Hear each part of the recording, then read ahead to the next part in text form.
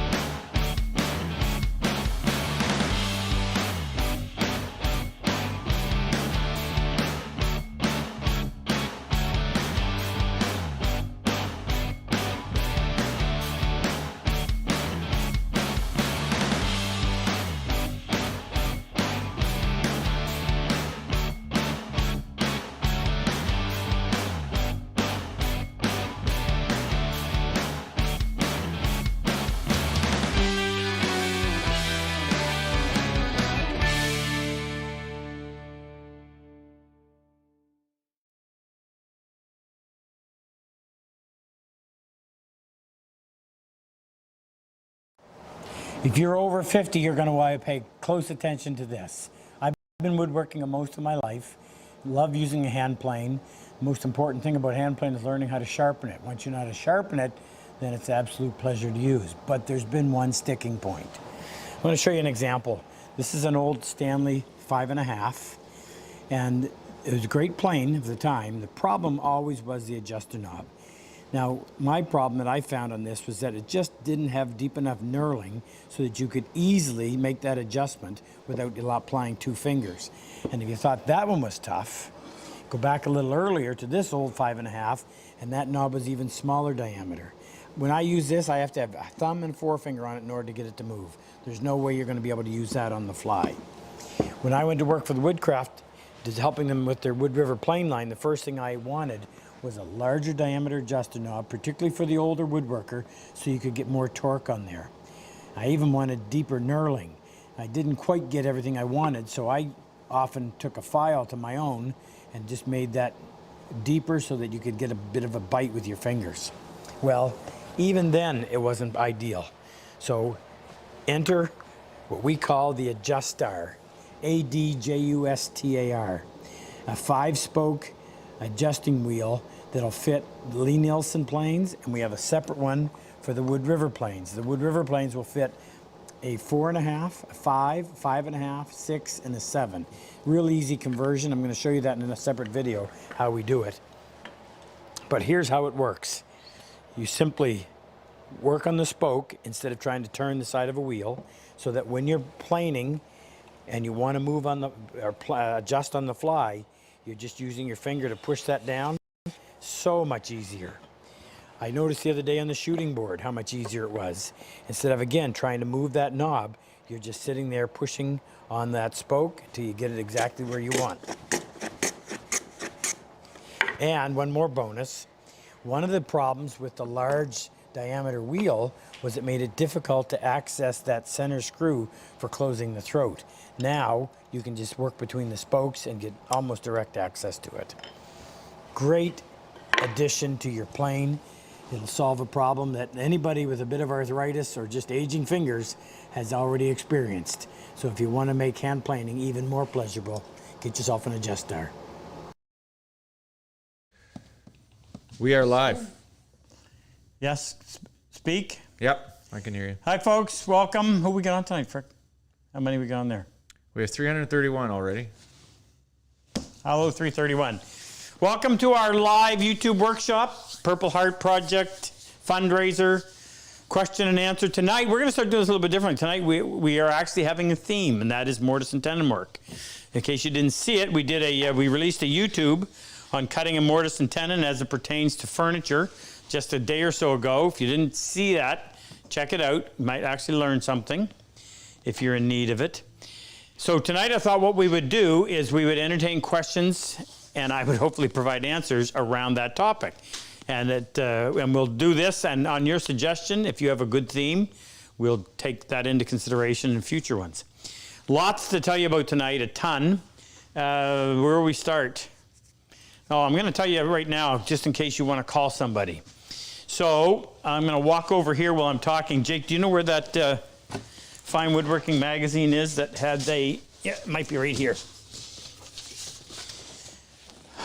In March of 2016, I was contacted by a combat wounded veteran whose name was Jesse Paradas, and I didn't know him at the time. He was looking for a dovetail saw, and in the course of it was by email actually.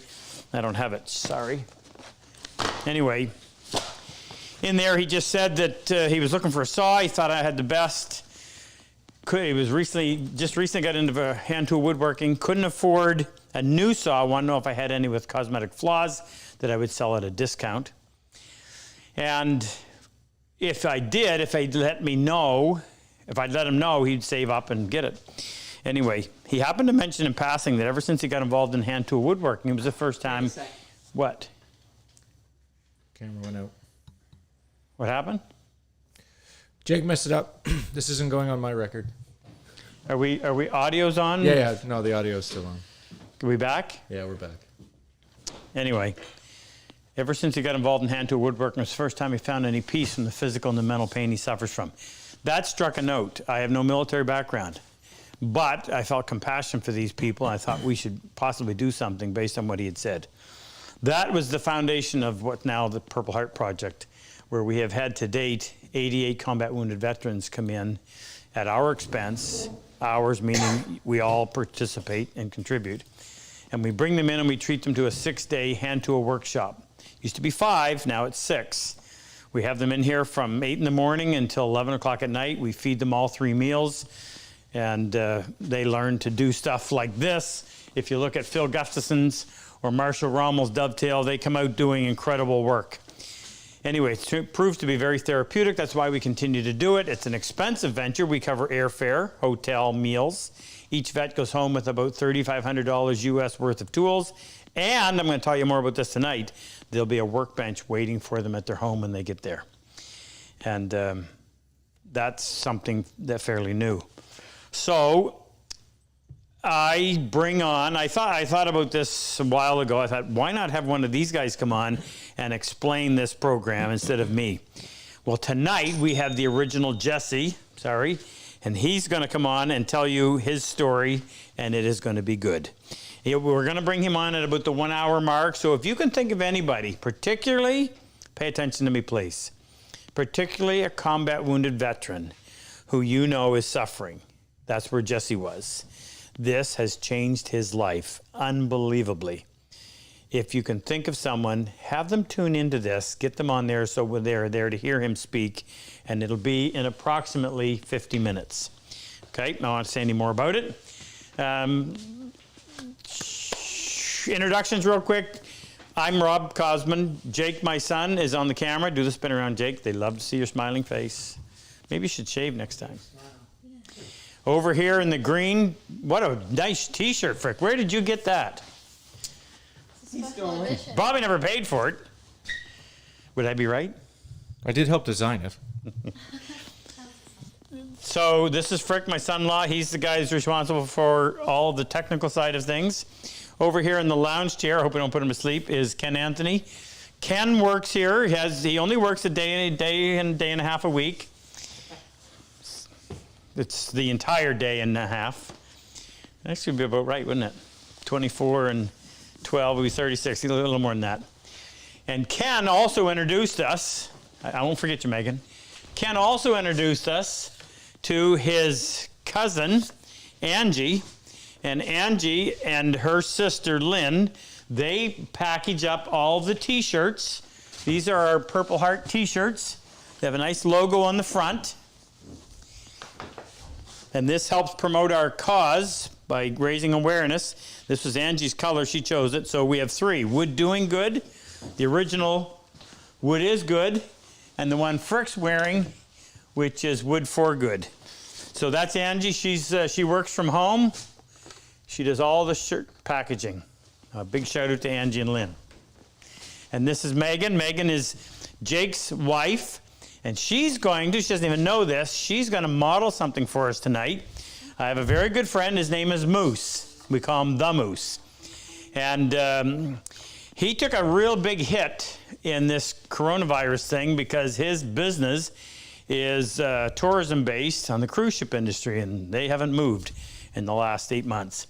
But we've helped him helped him get his website up and running, and he says some really unique gear. But anyway, he donated 2 things to us. I'll tell you about a little bit later when we build the audience up a little bit, and I'm going to have Megan try one of them on and have her tell you what you think.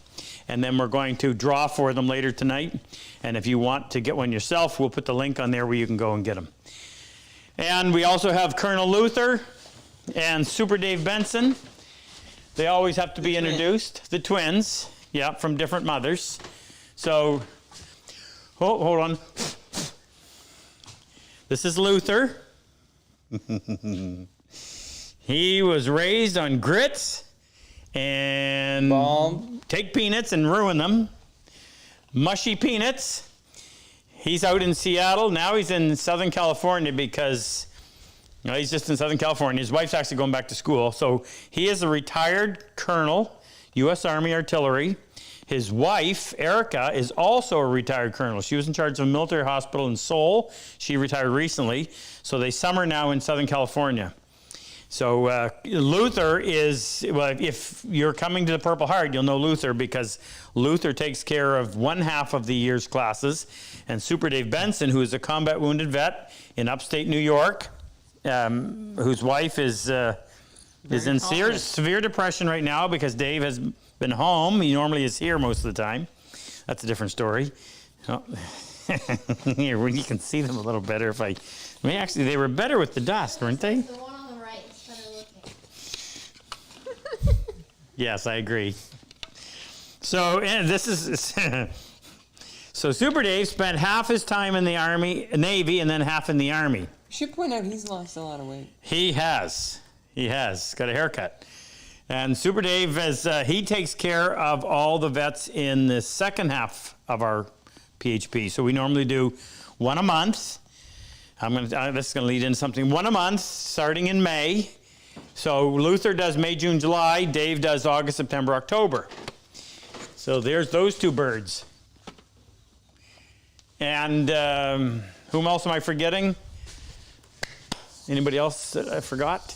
Rex is not with us tonight. Not sure why. He'll answer for that later. So the first announcement I need to make is our Purple Heart project, which is in conjunction with Training the Hand. Training the Hand is a 6-day, very intense hand tool woodworking training workshop. When I say very intense, we don't let you off easy. You're in here. We're working at 8 o'clock in the morning, and we do not stop until 11 o'clock at night. Why do we feed you? Because if we let you go to a restaurant, you lose too much time. So about a 30-minute stop for lunch, maybe a 45-minute for supper. We're back at it. You will learn how to sharpen freehand planes and chisels. You will learn how to take a rough board and make it flat, smooth, and square on all 6 surfaces, and to within thousandths of an inch, believe it or not. You will also learn how to cut through dovetails, half-blind dovetails. You will learn how to cut a mortise and tenon. You'll actually build a little candle box. I'll show you what that looks like. We're in the midst of cleaning this place up and getting things organized, so in case you're wondering why I'm having to walk around somewhat of an obstacle course. Oh, I got this one full of coins. Weighs a ton. So these 2 little boxes represent types of things that you'll make. Has to be able to be something you can take at home. But what's really interesting is that it starts off as a rough piece of lumber. I mean rough, having come from the kiln, rough exterior, and all the pieces get dimensioned entirely by hand, and then cut dovetails in them, and some kind of a lid to keep it all the contents nice and safe. So, what else am I forgetting, Jake? Anyway, I guess my point was this. Each class has 7 combat wounded vets coming in as our guests and 7 civilians who come in as paying customers. The civilians are a huge part of the success of this program. I've only learned this as I've done it. because this environment is created as the vets have not been around for a long time. And the magic that occurs can only be witnessed by those who have participated. And we should probably have someone like George Barber come on at some point and just tell that story, because it really impacted George. Anyway, all of our 2020 classes had to be postponed because of this COVID thing. So we had to move it to 2021. Now, we had to allow everybody that was registered for 2020 to decide what class they could come into 2021 before we could open up the classes. I got lots of exciting news on this. I'm going to go through it quick. So our business has expanded rapidly. We've lost our classroom, which is actually a good thing. Half of our classroom is going to become part of the shop. The other half of it is become part of our shipping room. We have a building out back that is a 4,000 square foot building, and that is going to become our new Purple Heart. It's actually going to be called, I can't tell it yet because it's going to have a special name, but that's where we're going to teach our classes. It'll have a kitchen, a fully functioning kitchen. It'll have a mess hall. It'll have a quiet room so a lot of these guys suffer TBIs and end up with really bad headaches. They need to have a place where they can chill, and we're going to have a nice big classroom. It's going to be fantastic. We've also been able to increase our size to 14 from 12. Jake decided that we would also put a class in April so we could bring in some extra people this year because of the disappointment of not being able to bring them in 2020. So we have a total of how many spots available? What do we have? What do we start with? Started with 49. No, when we released it here the other day. So we have 17 spots available. That was 2 days ago when we opened it up again. However, how many have sold? 8 or 9. Okay. 6 sold in the first, Yeah. 15. So there's a few spots left. You go on the site.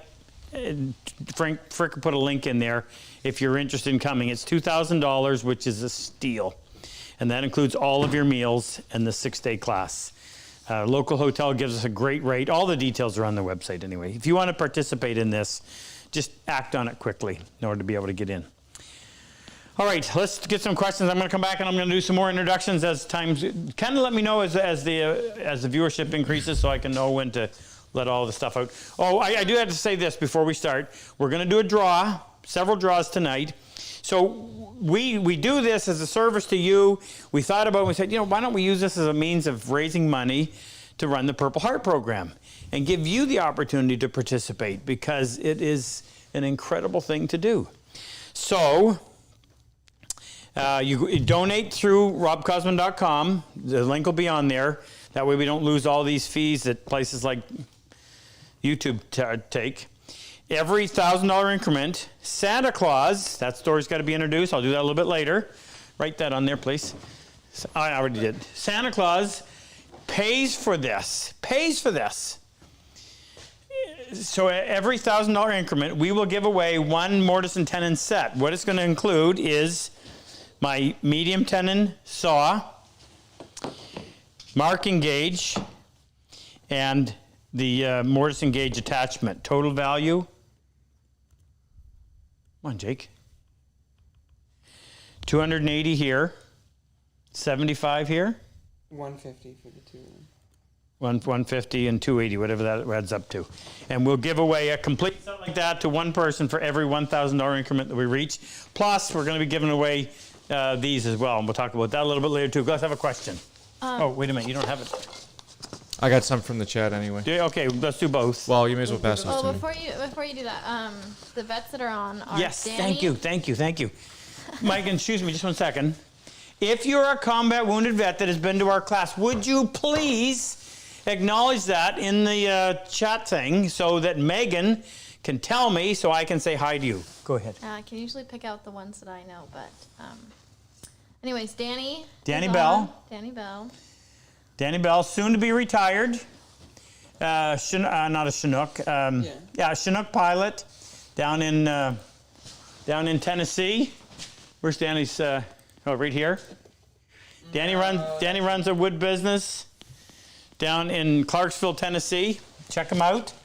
It's called Hardwood Grove.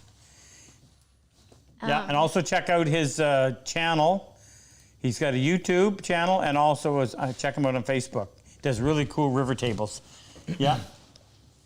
Ray. Cool. Ray? Ray. Ray from Louisiana? Yes.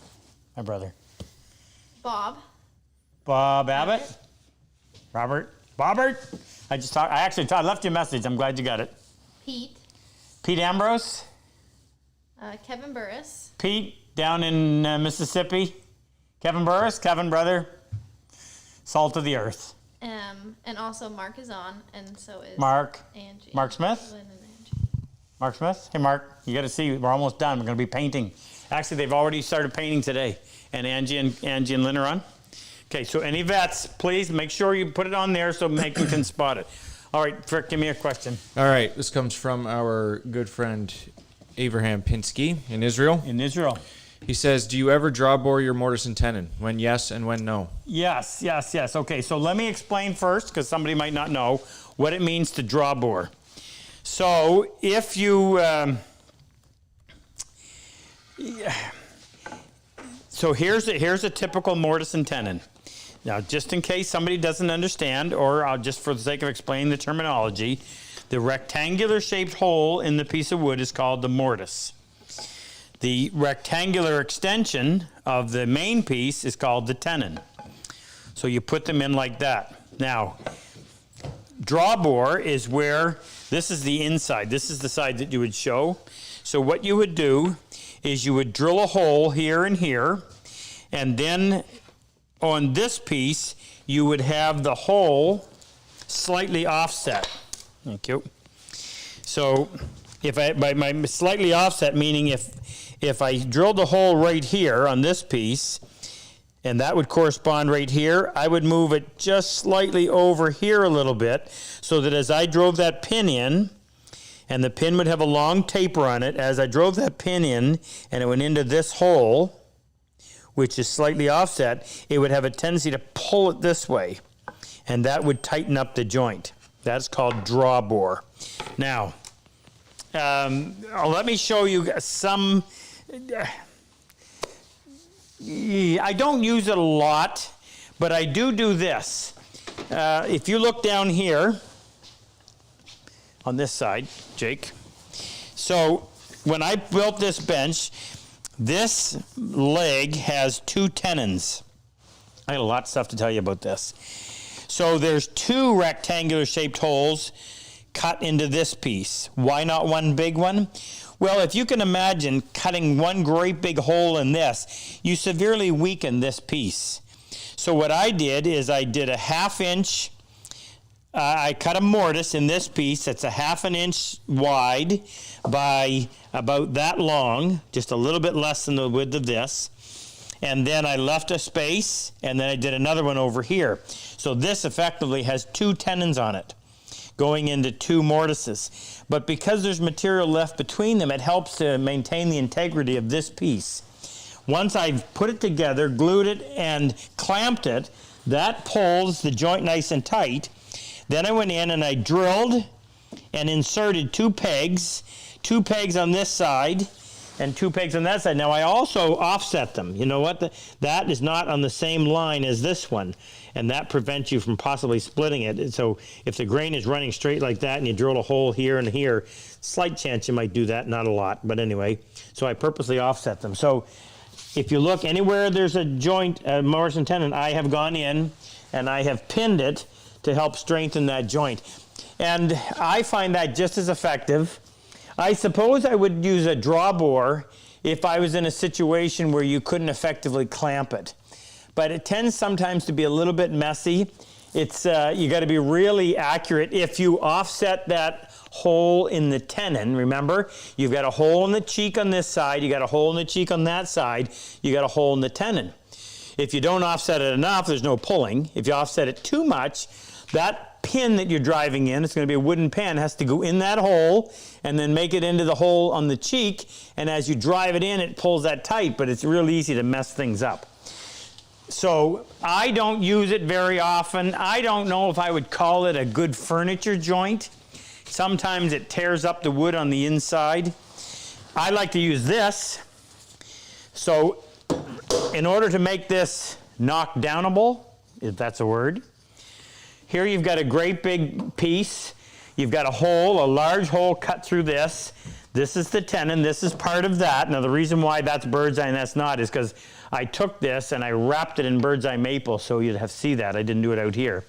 And then I've got a wedge on this end. This notched hole is tapered. So the opening on this side of this hole that I cut in the tenon is not the same size as it is over there.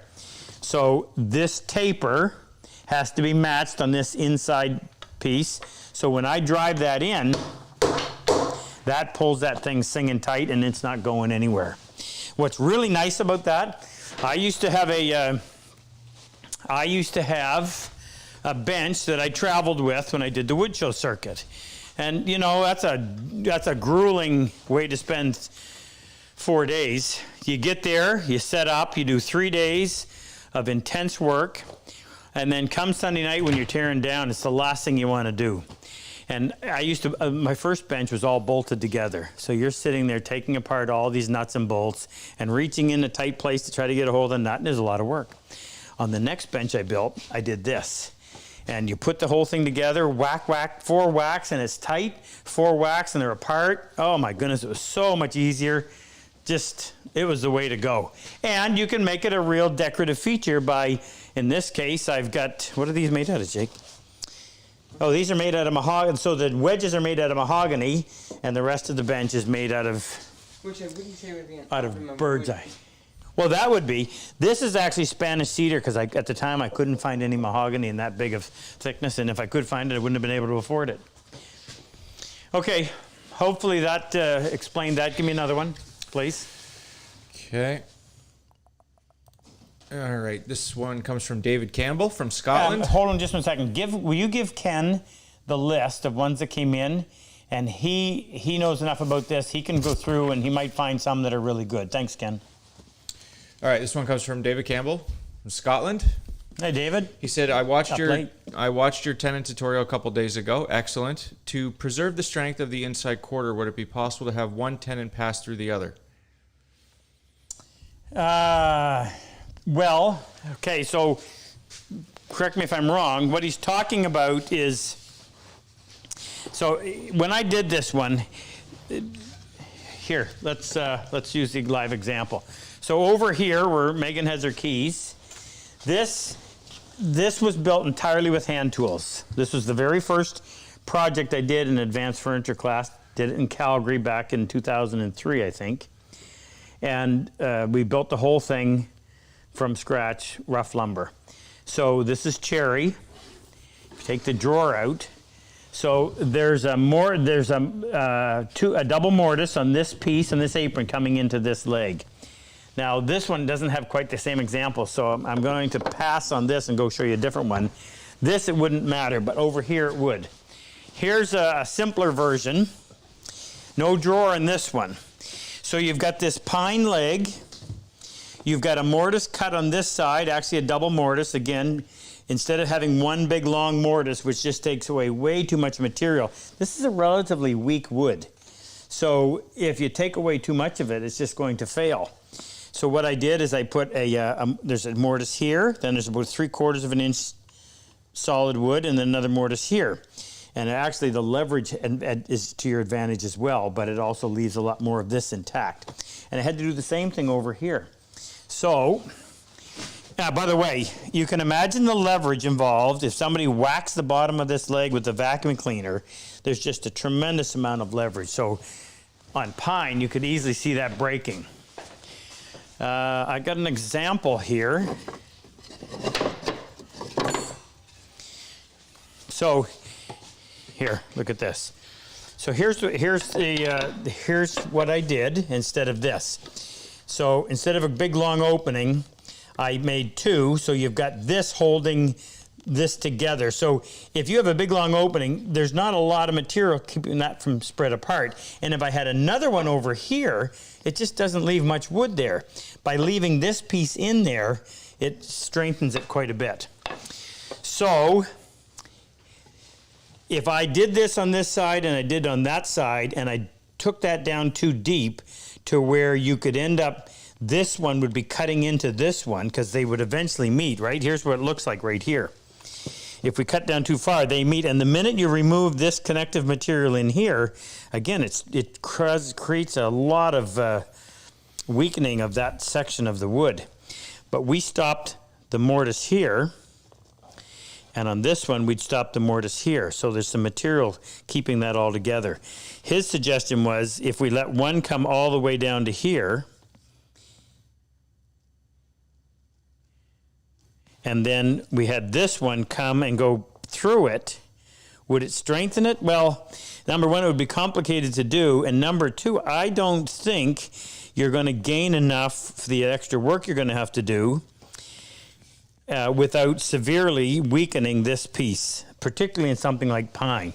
Now, I did do that on this chair, which is, any idea, Jake? Any idea where the cherry chair is? The cherry chair. Yeah, it's usually sitting right here. The cherry? The chair. See if I can find it. There it is. Who asked that question, Frick?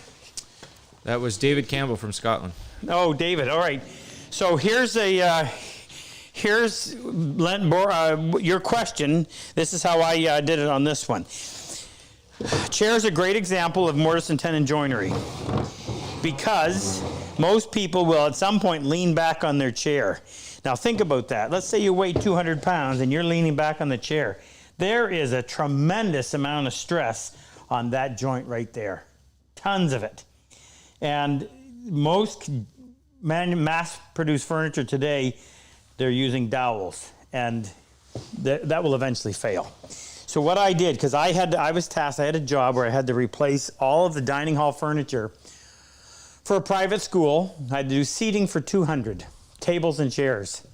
And I had to design a chair that had institutional strength, but didn't want to look like institutional furniture. So what I did, that you don't see, is that this stretcher, which would normally be 3/4, I think is 7/8 of an inch thick. So it gave it a lot more beef without looking at it. So you pick this up, it's a lot heavier than you would expect. The originals were made out of maple, by the way. So there's a tenon on this piece. There's two of them, separated again by a place in the middle. The tenon comes through, and it comes way back here. Now, the stressful joint is, I would say this joint has the most stress. This one probably has the second most. Not very often do people lean in this direction. So there's not as much stress on this joint and this joint. So on this one, I have a 1/2 inch dowel here and here. And that 1/2 inch dowel goes all the way through the cheek on this side, goes through the tenon into the second cheek. So once you've put this together, you now have two 1/2 inch dowels coming through here and locking and making it so that this joint pretty much will never fail. The wood will fail before that joint will fail. Because these are dowels, not as good a joint, but they don't have as much stress on them, so this shouldn't fail. But I went in and put reinforcement blocks in there anyway, just as a precaution. But I think if you're talking about locking in that tenon, that's probably the best way to do it in that application. Rex is here. Okay, next question. How are our numbers, by the way? We're at 686. Okay. You got one there, Ken? Yeah. Does that microphone work?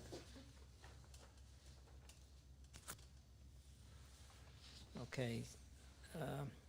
Sam Triana asked, do you have to worry about differential expansion or contraction when using two different species in a mortise and tenon joint? Two different species?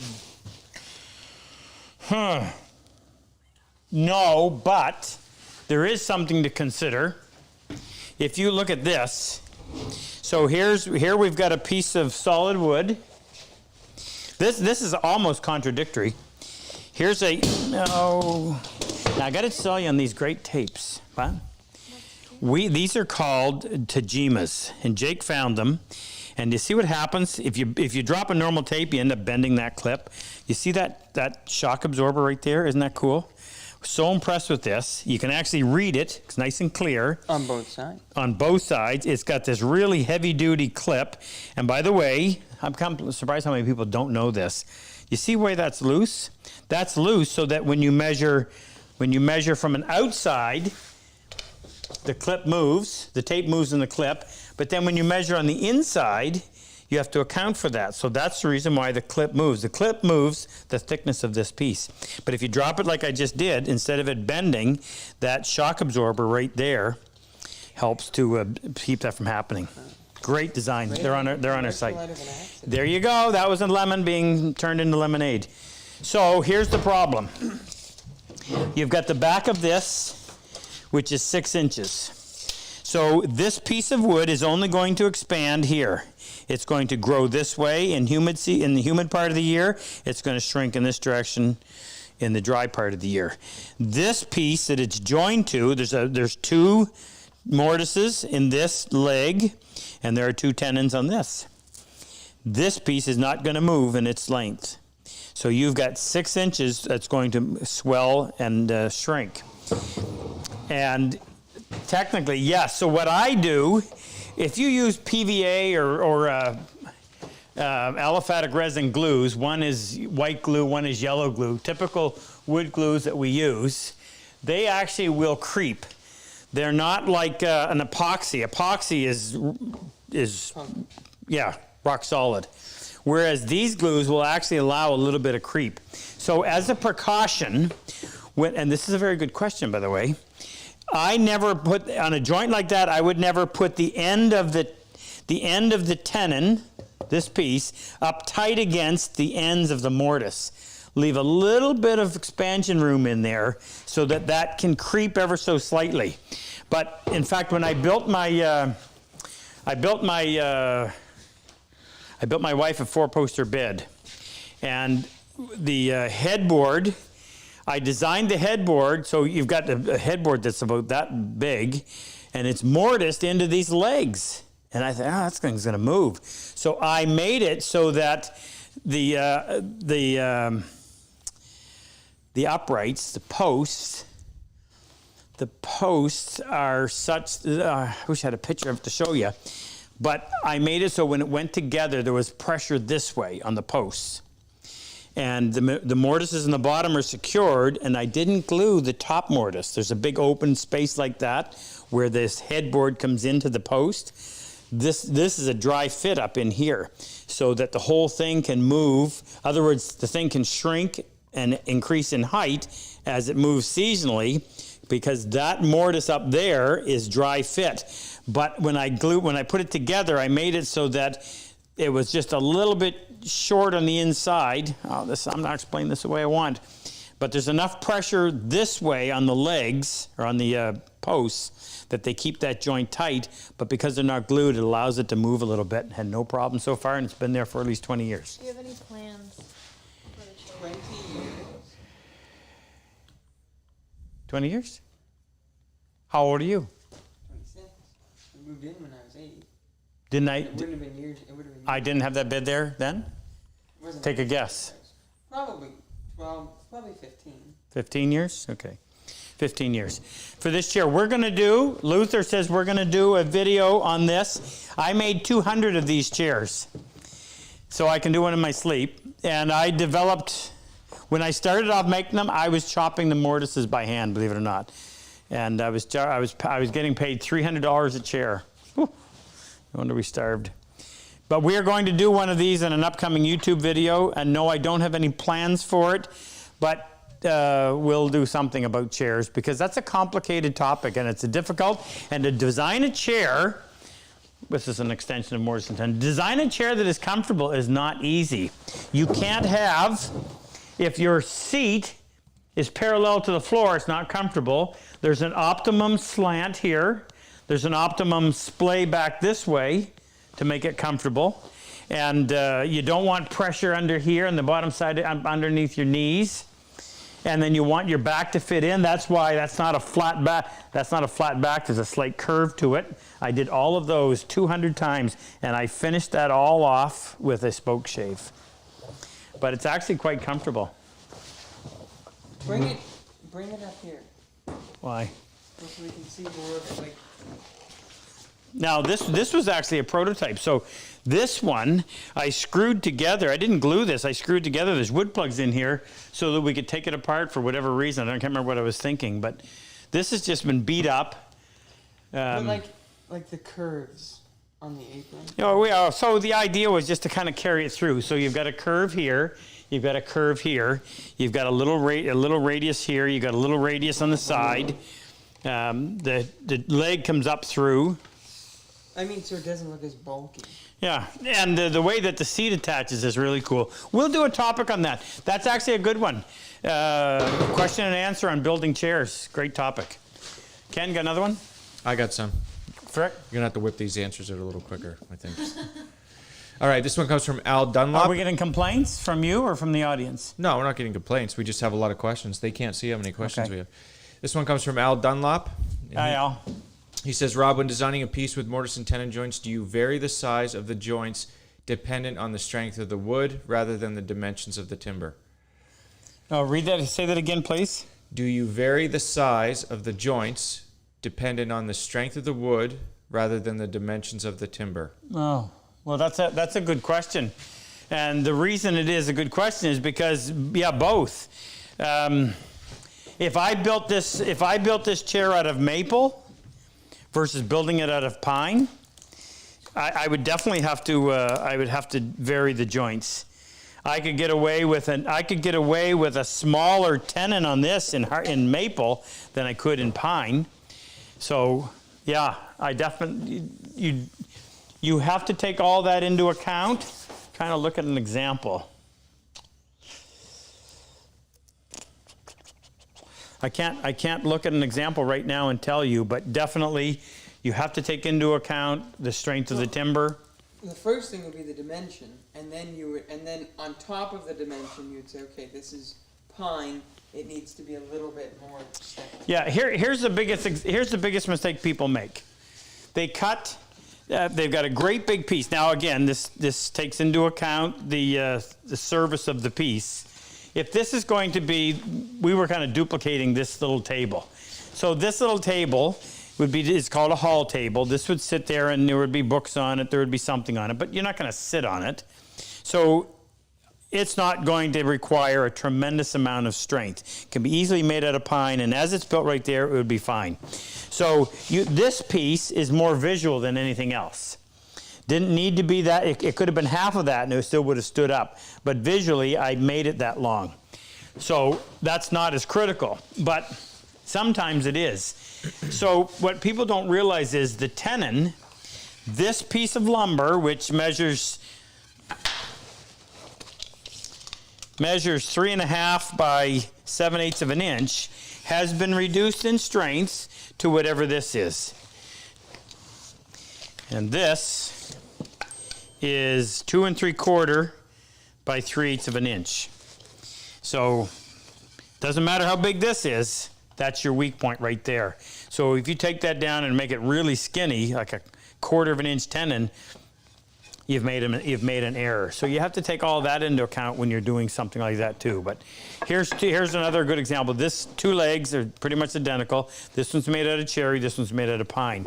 So I can get a lot more strength out of this, and I could have the joints to be smaller than I could in this piece of pine, where I'd have to take into account that you start chewing out a lot of that material, that's just asking to be broken. Like I said, the thing that suffers, or somebody comes along and they just accidentally kick that leg and something breaks. I didn't answer that question as well as I would have liked. Stop right there for a second. I want to say something. Megan, I want you to try this on. So moose, Jake said medium. Yeah. So this is, Moose sells these things. What caught my attention when he gave me this to draw for tonight, he said, when he has these in display, he said, little kids will come up and hug it. And he says, carrying a couple of these is like carrying a cat. Is it? It's very Try it on. It's very fun. It's I can't remember what he called it, but it's getting cool now, and I thought it's got it. You can unzip. It must be real Canadian beaver I have fur. put on a sweatshirt before. But did you know it's called a 1/3 zipper? It's all right, try it. Tell everybody how great it is. We got 3 sizes, so It's whoever. very soft. What? It's very Isn't it? soft. It's I warm. have Yeah, it's other warm. sweaters like this, and this is the softest one. Yeah. All right, so we're gonna draw for that tonight. Thank you. You can wear it. Should I display Moose's website? Yes, put Moose's website on there. He has lots of good designs and good sweatshirts and good t-shirts. I know. We just did a couple. Rick, Hilarious. you should share. Well, no, You should share a picture of your favorite T-shirt.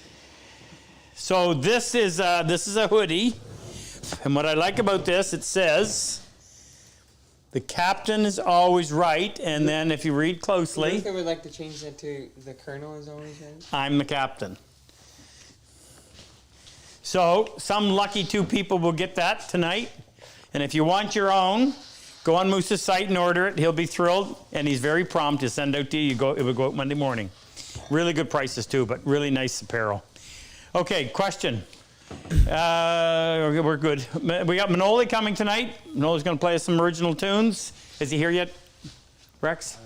Okay, keep an eye open for him. Jake, move for just a second. I'll see if I forgot anything. You know what? One more question. I want to talk about the bench brigade. All right, this next one, actually 2 really quick ones. First one, what kind of glue do you use for Mortise and Tenon? I use this almost exclusively. I would do commercials for these guys. I'm going to tell you a little bit about it so that you can understand. So I built a piece of furniture. It's called the Bended Ash Bench. No, it was called the Weave. Back in the time when I was in school and you could design stuff and you didn't care if it's sold or not. So I had this coffee table. You guys have it, don't you?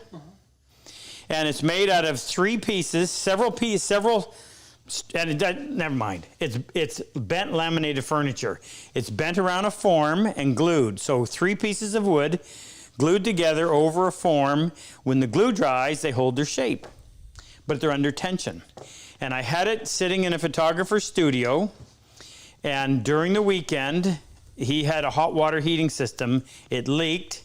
The water went up into it, delaminated all. It was ruined. So this is waterproof. So it has all of the qualities that you want. Actually, I got to tell you one more story. Hold on. I used to use Tight Bond 2. Now, Tight Bond 2 is a regular wood glue. Aliphatic, no, it's whatever they call it. I can't remember.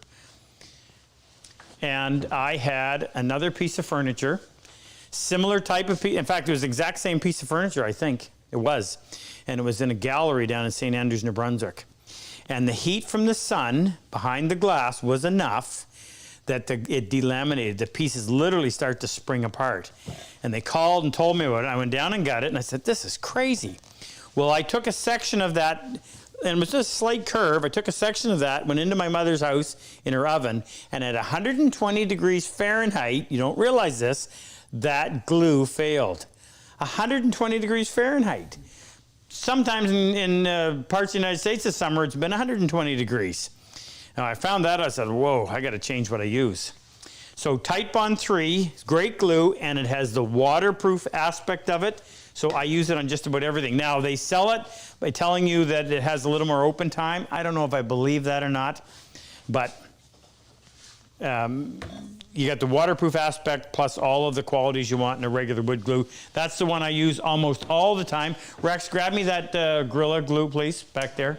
And the other glues that I use a lot is Tight Bond cyanacrylate, and that comes in 3 consistencies. Water thin, which is thin.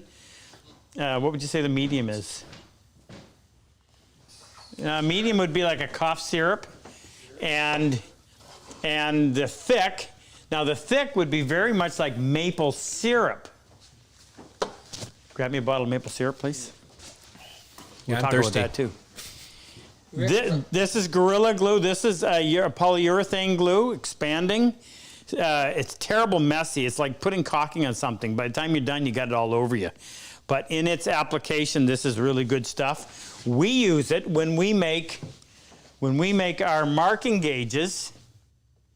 We were having a problem with some of the woods would split on us. Because what we've done is we've taken a piece of wood, drilled it out, put it in between this piece of brass and turn it down. So you've got glue, pardon me, you have wood expanding at a different rate than the metal, the brass is.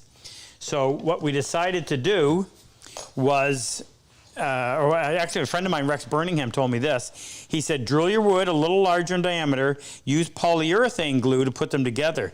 The polyurethane glue will expand, and it'll also give you that little bit of wiggle room that allows the wood to move at not the same rate as the brass and prevent it from splitting. And so far it's worked greatly, and he's used it for a long time. That question was from Harold Golden, by the way. I didn't say. Hey, Harold? Do you want another quick one? Yep. Yeah. Okay, this one comes from Jeff Lavino in the chat. Hi, Jeff. He wants to know if you recommended a mortise chisel yet this stream. Yeah. So, do you have one? We've got a video coming up on it. We do? So I was around when this happened. So this is the Lee Nielsen mortise chisel. And here's what I'm going to tell you that you're going to find. You go out and try to find mortise chisels. And if you check them with a square, you're going to find that rarely are they going to actually be square. So what you'll find is they look like this in shape. And this is really problematic. And it's going to take me a second to explain this, but I'd rather take the time to explain it to you so that you actually understand it, instead of just trying to hurry through so we can answer a few more questions. I want my mortise chisel to be square. Okay? So if you did a cross section, I want it to be square. Instead, you find a lot of them that look like this. Just poor machining. Here's the reason why. Or relieved side. Yeah, and you know, the theory is that some have them like this. Well, I don't believe in that at all. I want them square. Now, let me explain why. When you are chopping the mortise, the whole idea behind a thick chisel is, number one, you're really wailing on this thing, and you're also prying. So a beveled edge chisel, which is a third of the thickness, will have a tendency to flex. But you also want meat here. So as you're going down into that hole, the fact that it's touching the sides of the chisel, it keeps it from twisting on you. Okay? If you have this, that's not going to happen. And they'll tell you, the people that prefer this say, oh, well, this gets jammed. No, it doesn't. It never does. Here's the problem that you run into when you do this. When I chop a mortise, or when I teach people who are just getting started to chop mortises, I recommend that you do it this way. Are we done with this? One marking gauge line instead of two. So much easier to follow. Okay? So one marking gauge line like that. Hopefully you can see it. And then I take my square and I draw some lines like this, perpendicular to that mark. Now, when I set my chisel on there, as long as I set my chisel so that it's parallel to that mark, this side of the chisel is going to be parallel to that gauge line. If you end up like this, that's not going to happen. So you want these things to be square in cross section, okay? Now the thing, what you've got to be able to do is you've got to hold it so it's standing plumb, so you're not off like this or off like that. But you don't want to be sideways or cockeyed this way. You want the side of the chisel to remain parallel to that line. If you don't do this, you're trying to eyeball that, and that's very difficult to do. Putting those little gauge marks on there, pencil marks on there, and then having your edge of your chisel parallel to that line keeps this parallel to the gauge mark. Okay, now let me talk about, okay, I got to read this off my phone because Frick stole the mouse, so I couldn't print it off. Time? Okay, so we have a program called the Bench Brigade, and this has really morphed into something far bigger than I ever thought it would be.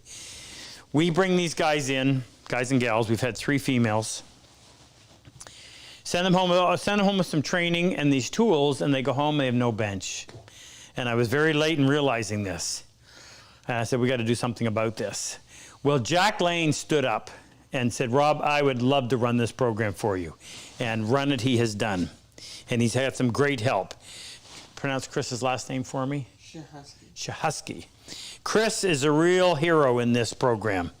I asked Jack to put this together for me so that I could read it and just tell you some of the things so we don't miss out. First of all, what it entails, we have civilian volunteers, and sometimes they're vets themselves. They agree to procure all of the materials. Walk with me, Jake. Procure all the materials, build the bench. We send them the vise and the bench dogs, and they build to our spec our MDF Rob Cosman workbench and deliver it. This is at their own expense. Deliver it to a vet that Jack has found that lives closest to them. So either it's one of the vets that has come to our workshop in the past or will be coming to our workshop. We want to make sure every vet has a bench to use. The vise has been taken off of this one, but here's the vise. Here's the working bench. So it's got the Schoberg bench on there, which has the rectangular guide so it doesn't rack at all. The aluminum bench dogs, 1 inch. Fantastic bench, nice and heavy, made out of a sheet of MDF, a sheet of 1 inch MDF, and a sheet of 5/8 inch Baltic birch plywood. Sturdy as a rock. That's what we use in our classroom. So we were looking for 36 volunteers so we could supply all of this year's participants with a bench. We ended up with over 100. So I'm just going to read you just from the notes that he sent me. And I gave this to him very late, but he put it together. So we announced this on a live event on March 21st of this year is when we first started on this. Jack came on board around that time. Initial call was for 36 volunteers to build a bench. And now we're at 100. So Larry and Lynn McDonald from Oklahoma and Carl Brink from Florida were our first volunteers. April, May, and June, our email blew up.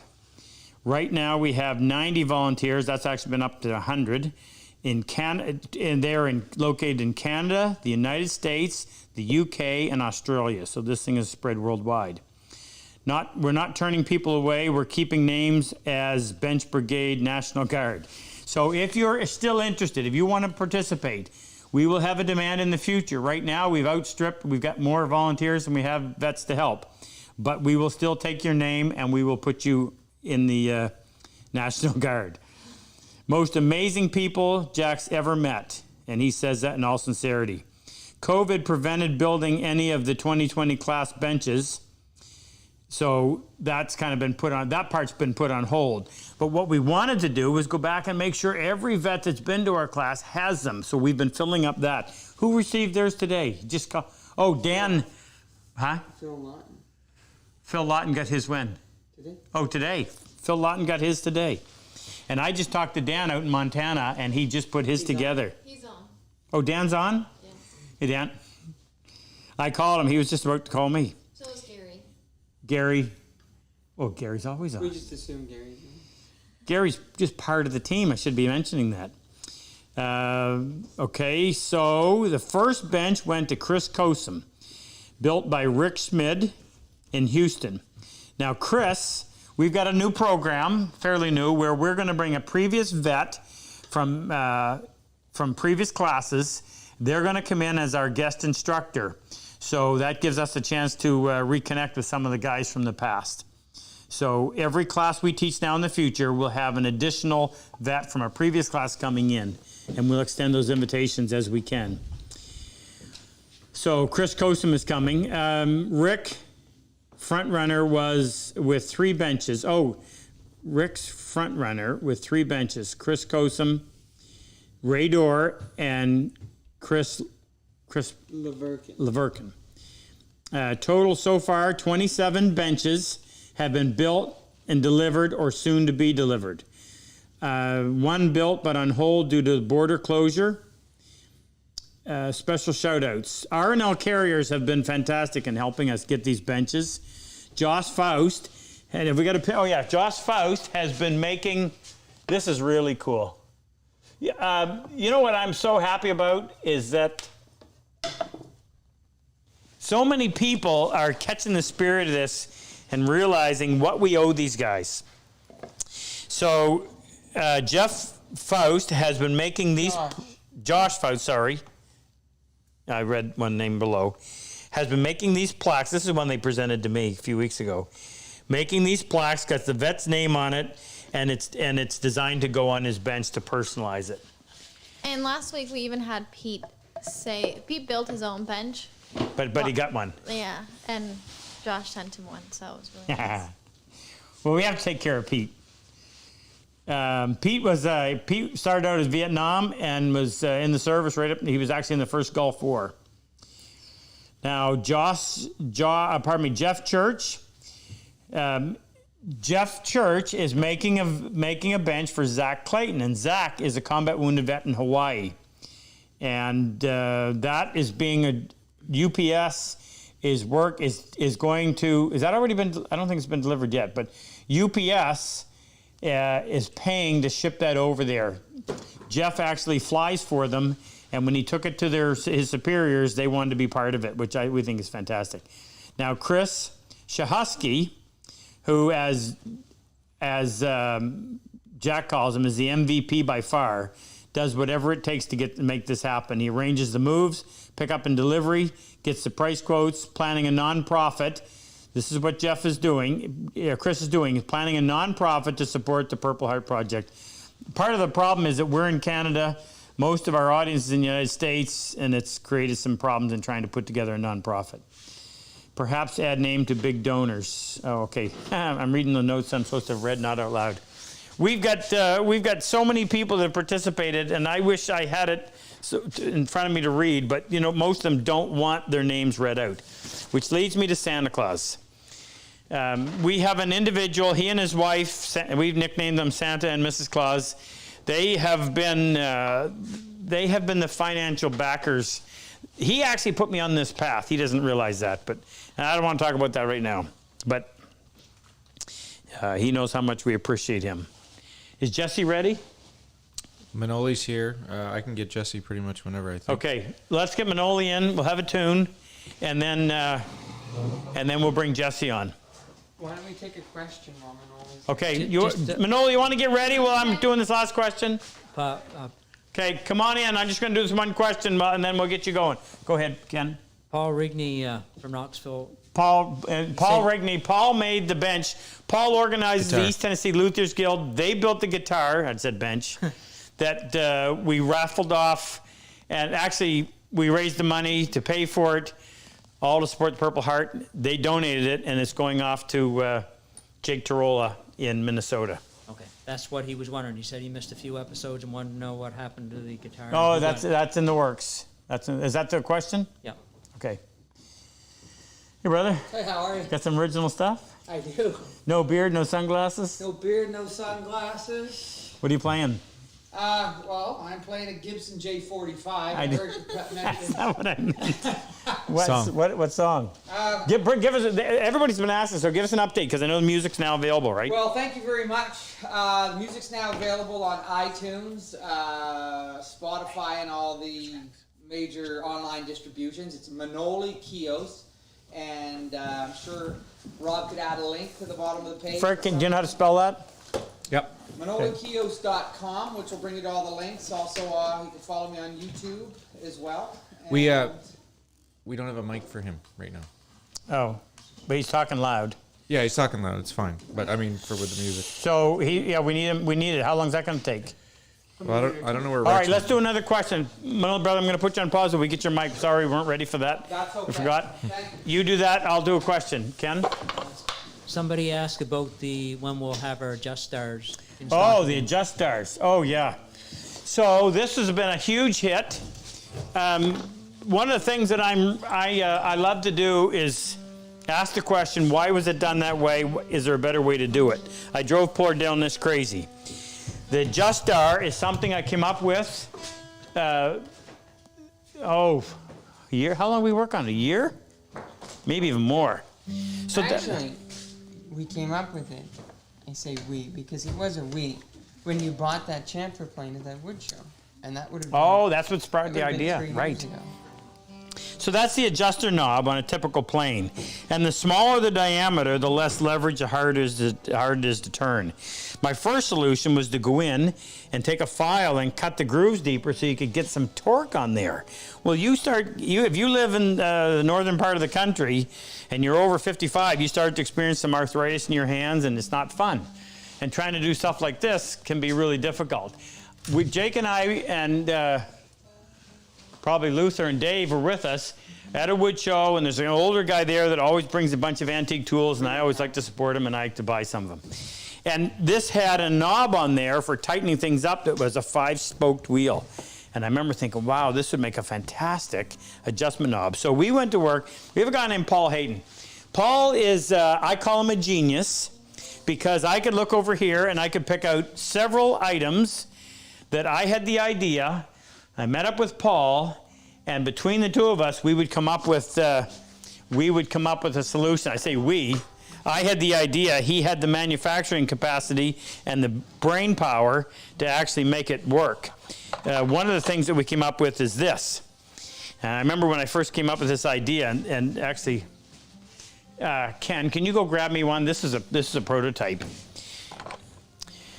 The dovetail trainer was one of our ideas. The mortise and gauge, which is actually probably the best mortise and gauge out there. Paul was responsible for this as well. And the nice thing about it is when you're trying, and since we're talking about mortise and tenons, this has to be exactly the same as the mortise chisel. So what you do is you unwind that. You set that in, your chisel in between the two cutters. You tighten that up until it squeezes the chisel.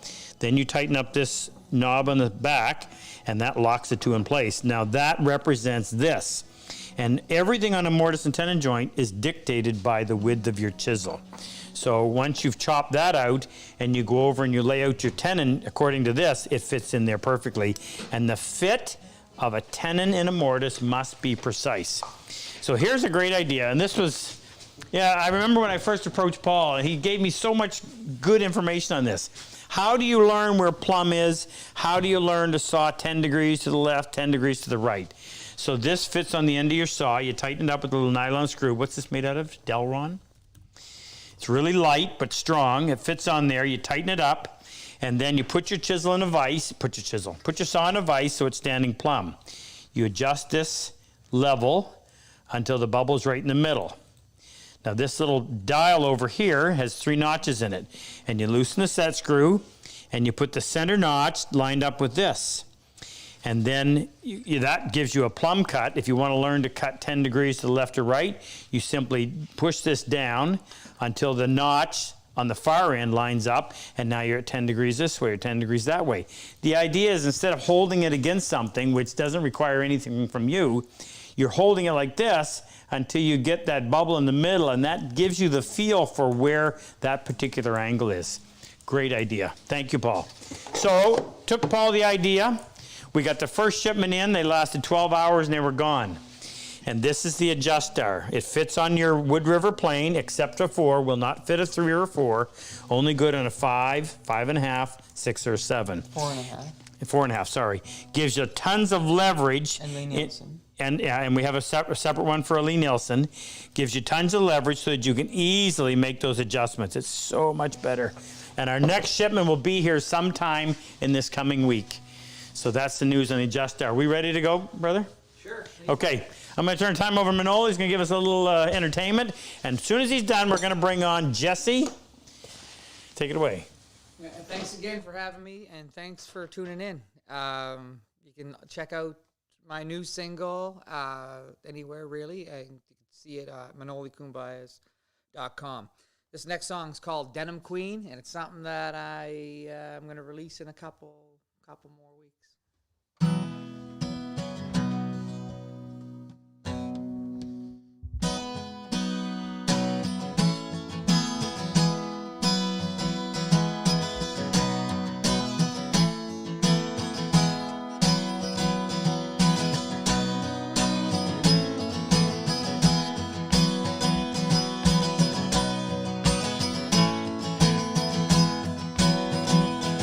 Was walking high heels, feeling homesick with the blues, waiting for a train to come and take her. She feels so confused. I was drinking whiskey down at Bayshore Beach. I was feeling good beside the fire. She was standing out beside the ocean, and the moon hung there crying. Oh, denim queen, yesterday don't matter if you're wrong. It'll get much better if you just let go of the feelings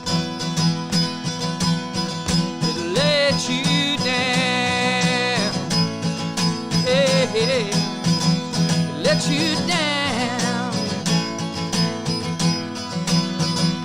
She was walking through the desert in her high heels, feeling homesick with the blues, waiting for a train to come and take her.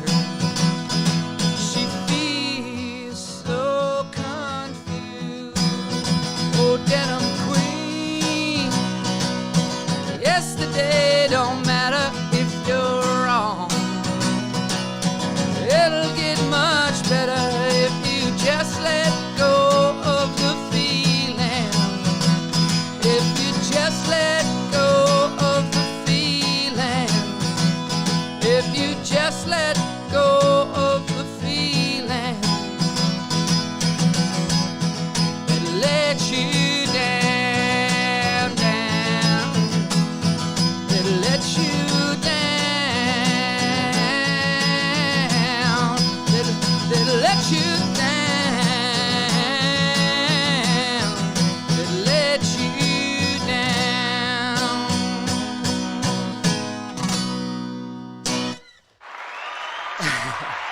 Took me a bit to get warmed up.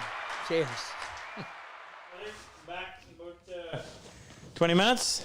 Give us another one. Appreciate it. Question? Oh no, we got Jesse. We got Jesse set up. Almost. Jack Lane actually emailed me, wanted me to make sure that after you gave the shout outs to the Bridge Brigade, that you and Jake get your proper recognition for your support and vision for everything. We get more than you can imagine from what we do. This is I tell everyone, this is an honor and a privilege, and I am. I don't. This is my passion. This is my passion. I will do it until the day that I die. These people deserve it, and being around them is absolute privilege. Now, you may not understand that, but you talk to people like any of the ones that have come to our class, and they will tell you what it is like. It is awesome. Ken was there. Question while we're waiting on Jesse? Yeah, I have him on the phone, but it's not coming in. Okay, you get it figured out. Ken, we got a question that we can handle? Have him for a minute. One about flat and polishing chisel back from Dean Ranty in Anchorage, Alaska. Hey, Dean. I know Dean.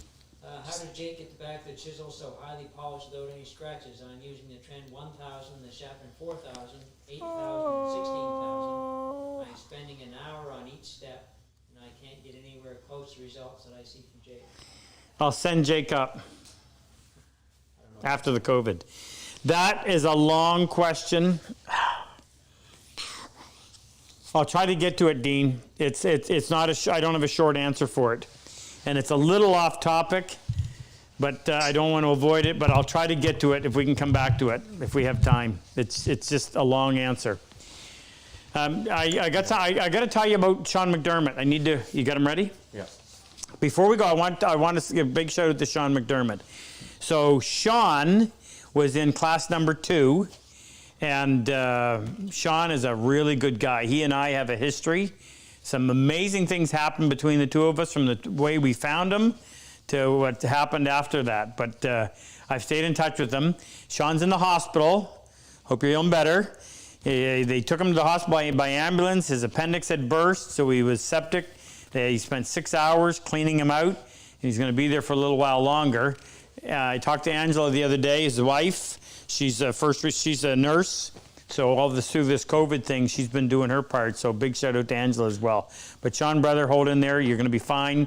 And you're going to hear more about Sean in the future because he's helping us develop something that is going to be maybe even second only to the Adjustar in terms of making a plane more useful. Stay tuned on that one. Sean, hope you're feeling better soon. All right. I'm going to take you to Jesse Paredes. We ready to go? We are. We are. All right. I've been down to visit Jesse 2 or 3 times since this whole thing started, and I would not be able to hold my composure if I had to tell the story, so I'm going to let him do it. I'm going to come around here where I can see him. Jesse? Hey, Rob. How you doing, brother? Doing good. We've come a ways, haven't we? Yeah, very long way, Rob. Take it away. All right. Hello, I'm Jesse Paredes out in sunny SoCal. And so I met Rob a few years ago. And since then, there's been a lot of progress, a lot of changes in my life. So kind of just want to reach out to any veteran out there for a second. And brothers, sisters, you've been there, I've been there. So there was a time when things were dark and nothing made sense. I felt alone, felt despair all the time, just hopelessness, 24/7. And I went down some bad paths, gotten some ways that I wish I wouldn't have, but it was all part of my path, I guess, to reach today. And thankfully with people like Rob and so many others out there, Santa Claus, I've made it. And my family, friends, I've made it. By the grace of God, I've made it. Tell you a quick story about a relative of mine that I just found out a few days ago did not make it. And he's Marine, my age. Me and him were on the same path. He did all the same things I did. And unfortunately, no matter who reached out to him, nothing worked. And he felt most comfortable out there on the streets with a drug, with a bottle of something, and he didn't make it. That was Monday morning this week that he was found, and my heart goes out to him. Isaac Martinez, Marine Corps, hoorah.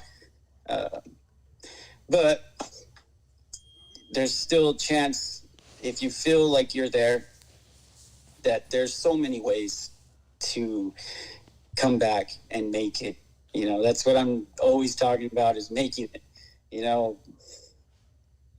you can make it. There's always a chance. Open your hearts, open your minds, and you can make it. And that brings me to the civilian side of people out there. If you're kind of on the fence about whether or not to join in on this and maybe do one of these strips, like I said, I made it. This is my son, 7 months old. His name is Cash with a K, and this is Candy, my wife. I'm making it. But let me let me finish addressing to the civilians out there. If you're on the fence about whether or not to sign up for Rob's class, to take part of this, to meet a veteran, to help change a life, I mean, you can help us so much. You can help the Purple Heart Foundation. It just, you know, yeah. The kid kind of threw me off. Yeah. Give it a chance, veterans. Give it a chance. Civilians joining together like this, we're making differences. Yeah. And that's what I got to say. It's all right. Appreciate you taking the time.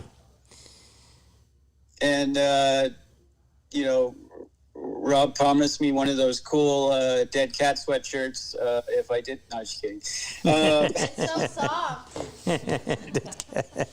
And a bottle of, what was it, Rob? The Maple syrup. maple butter? Oh, maple butter. Maple butter. You don't qualify for the maple butter. You get the syrup. So just want to say thank you to everybody who takes part in this. And the program's come so far, and it can continue to thrive, just like the veterans can continue to thrive. So thank you, Rob. Thank you for having me. Hey, Jesse, can you address the actual woodworking end at all? The woodworking is awesome.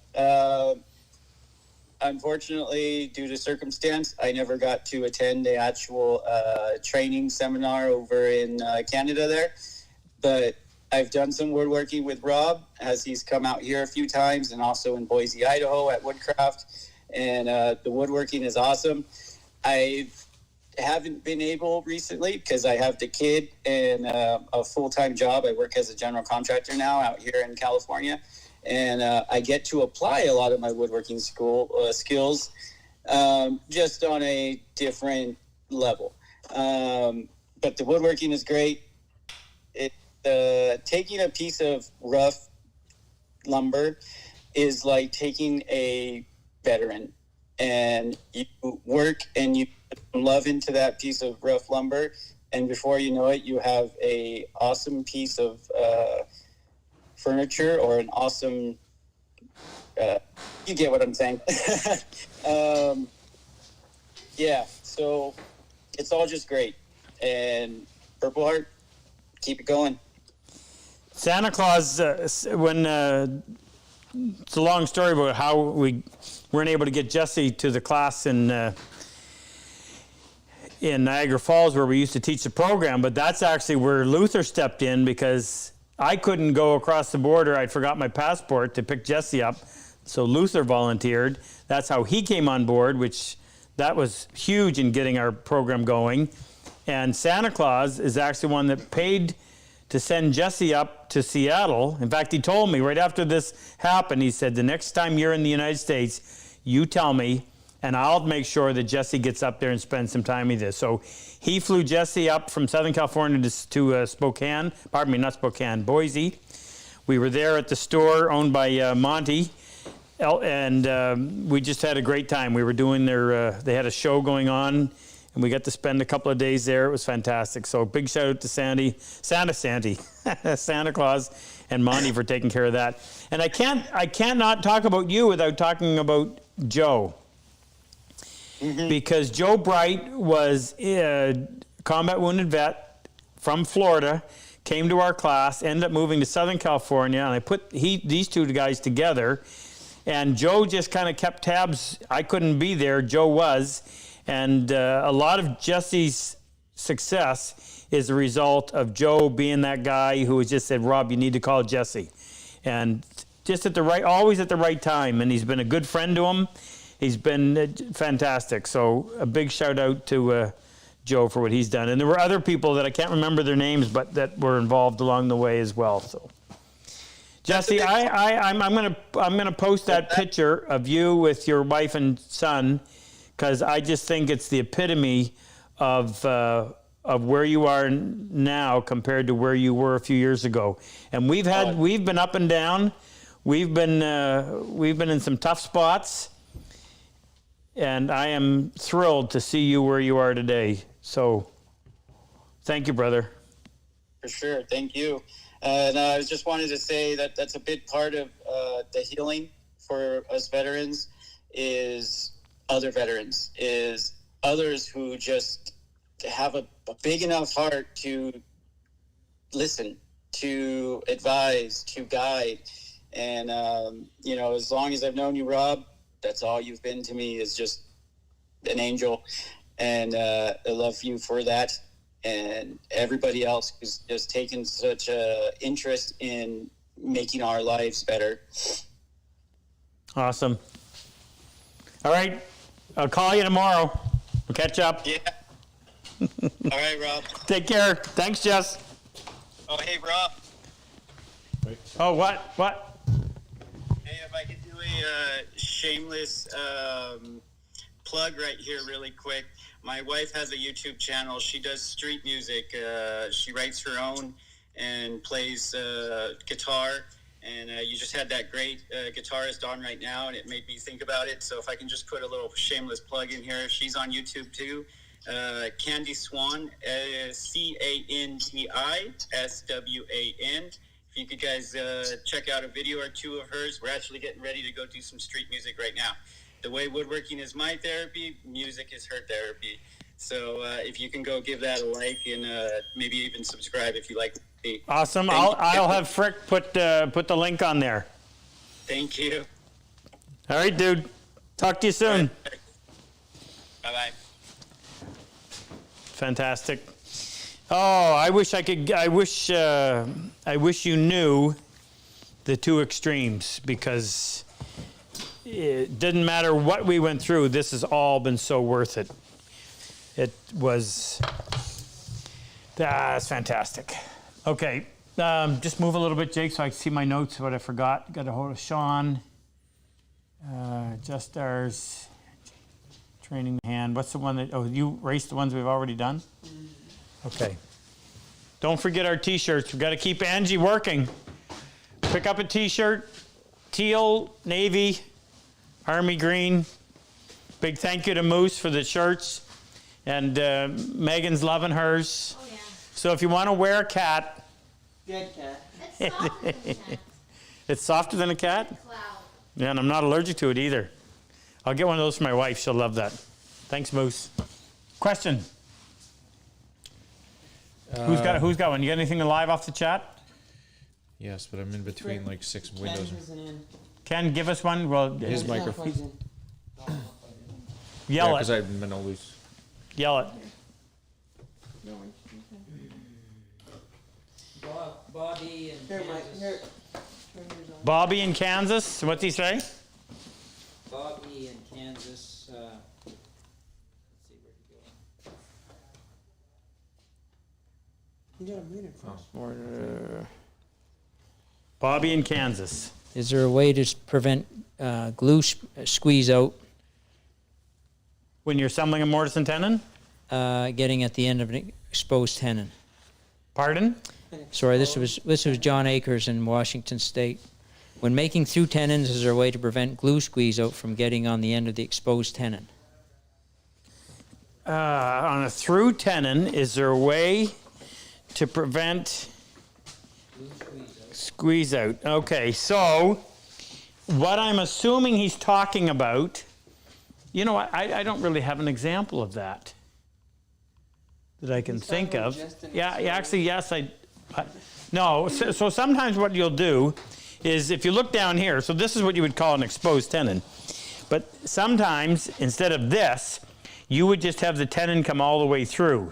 And typically what you would do, you might have, on this one, you might have 1/8 of an inch sticking out, and you would cut a chamfer on all four sides, so it's just it just adds a third dimension to, in other words, a two-dimensional look. So when you put it together, that's got to come all the way through. So how do you do it without having that glue all over the piece at the end? So how would I do that? Actually, whoa, that's a tough one.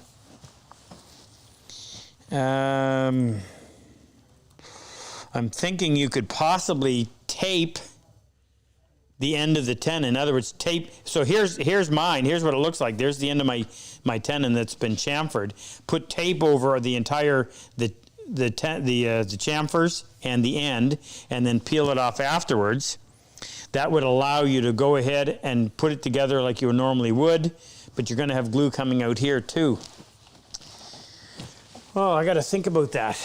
The first thing I thought of when he mentioned that was when we do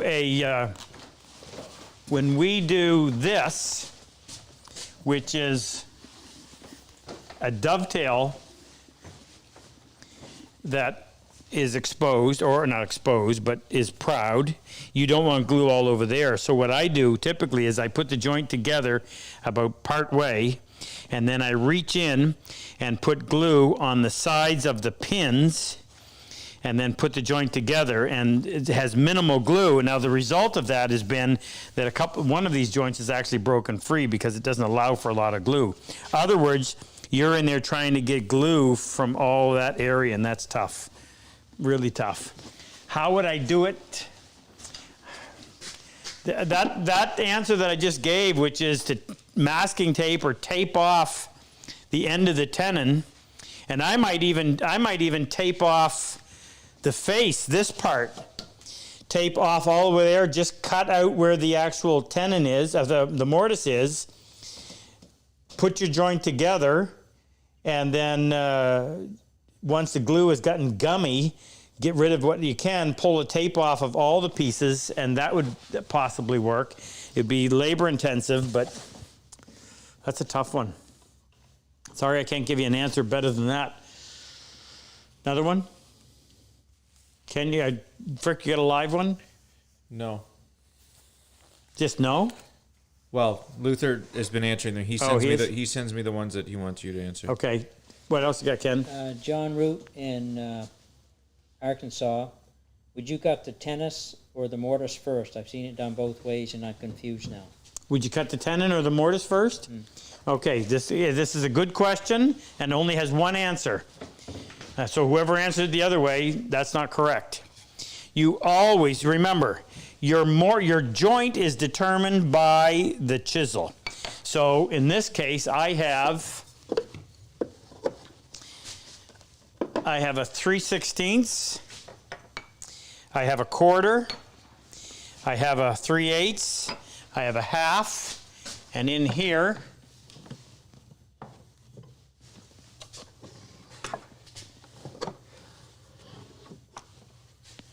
actually, this is 5/16, this is a quarter. So there are my options for chopping mortises.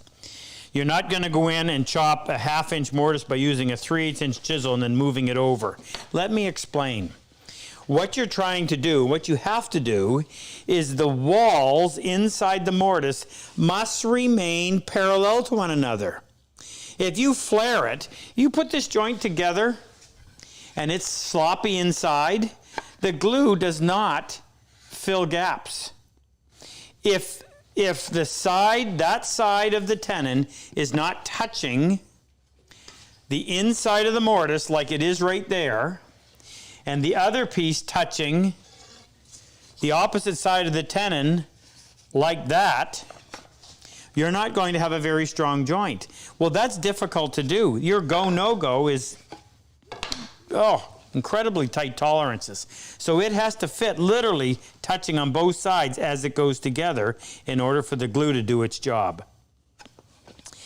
That means those walls must remain parallel. That's why you use a chisel that is the exact width, and as you're chopping, it maintains that parallelness, if that's a word. Okay, so this determines your mortise. This one is not adjustable. Once you've chopped that, that is done. You can easily fit this to that. But to try to turn around and make that fit this and maintain parallel walls, if you've got to come in there and start pairing the sides of this with a beveled edge chisel and think that it's going to stay parallel to that, it's not. Forget it. You always fit your tenon to your mortise. Mortise comes first, tenon comes second. Now I'm going to throw something in here. Nice thing about cutting your tenon, ideally you want to do it with a saw that will allow you, I've got that out here for a reason, will allow you to be able to eventually get to the point where you can make this cut with the saw and it be the final part, meaning you don't have to come in and do anything. You want a saw that will rip and track beautifully, meaning you get a nice straight cut. If it isn't, then you got to come in and make an adjustment. And probably the most precise tool to do that is a router plane. Don't do anything to the face or the faces of this piece until after the joint is cut. So when that's come out of the thickness planer, if that's what you're using, those sides are parallel. Now you would set your router plane down like this, lock it, and by maintaining contact on this side, so that big surface stays on here, you can go in there and you can take off as much or as little as you need off of this. But what that will produce is this side or cheek of the tenon will remain parallel to this. And if this side and this side are parallel, then when you come in and alter this one or adjust its thickness, it too will remain parallel to that. And this will be parallel. So if they're parallel and the inside faces of your mortise are parallel, this joint's going to work. Always fit your tenon to your mortise. Next question. All right, I got one. This is from Ed Ianni, I think is how you pronounce it. Where is he? It doesn't say. It's in the chat, so location doesn't. He says, does the 1/3 to 2/3 rule generally hold up regardless of wood type?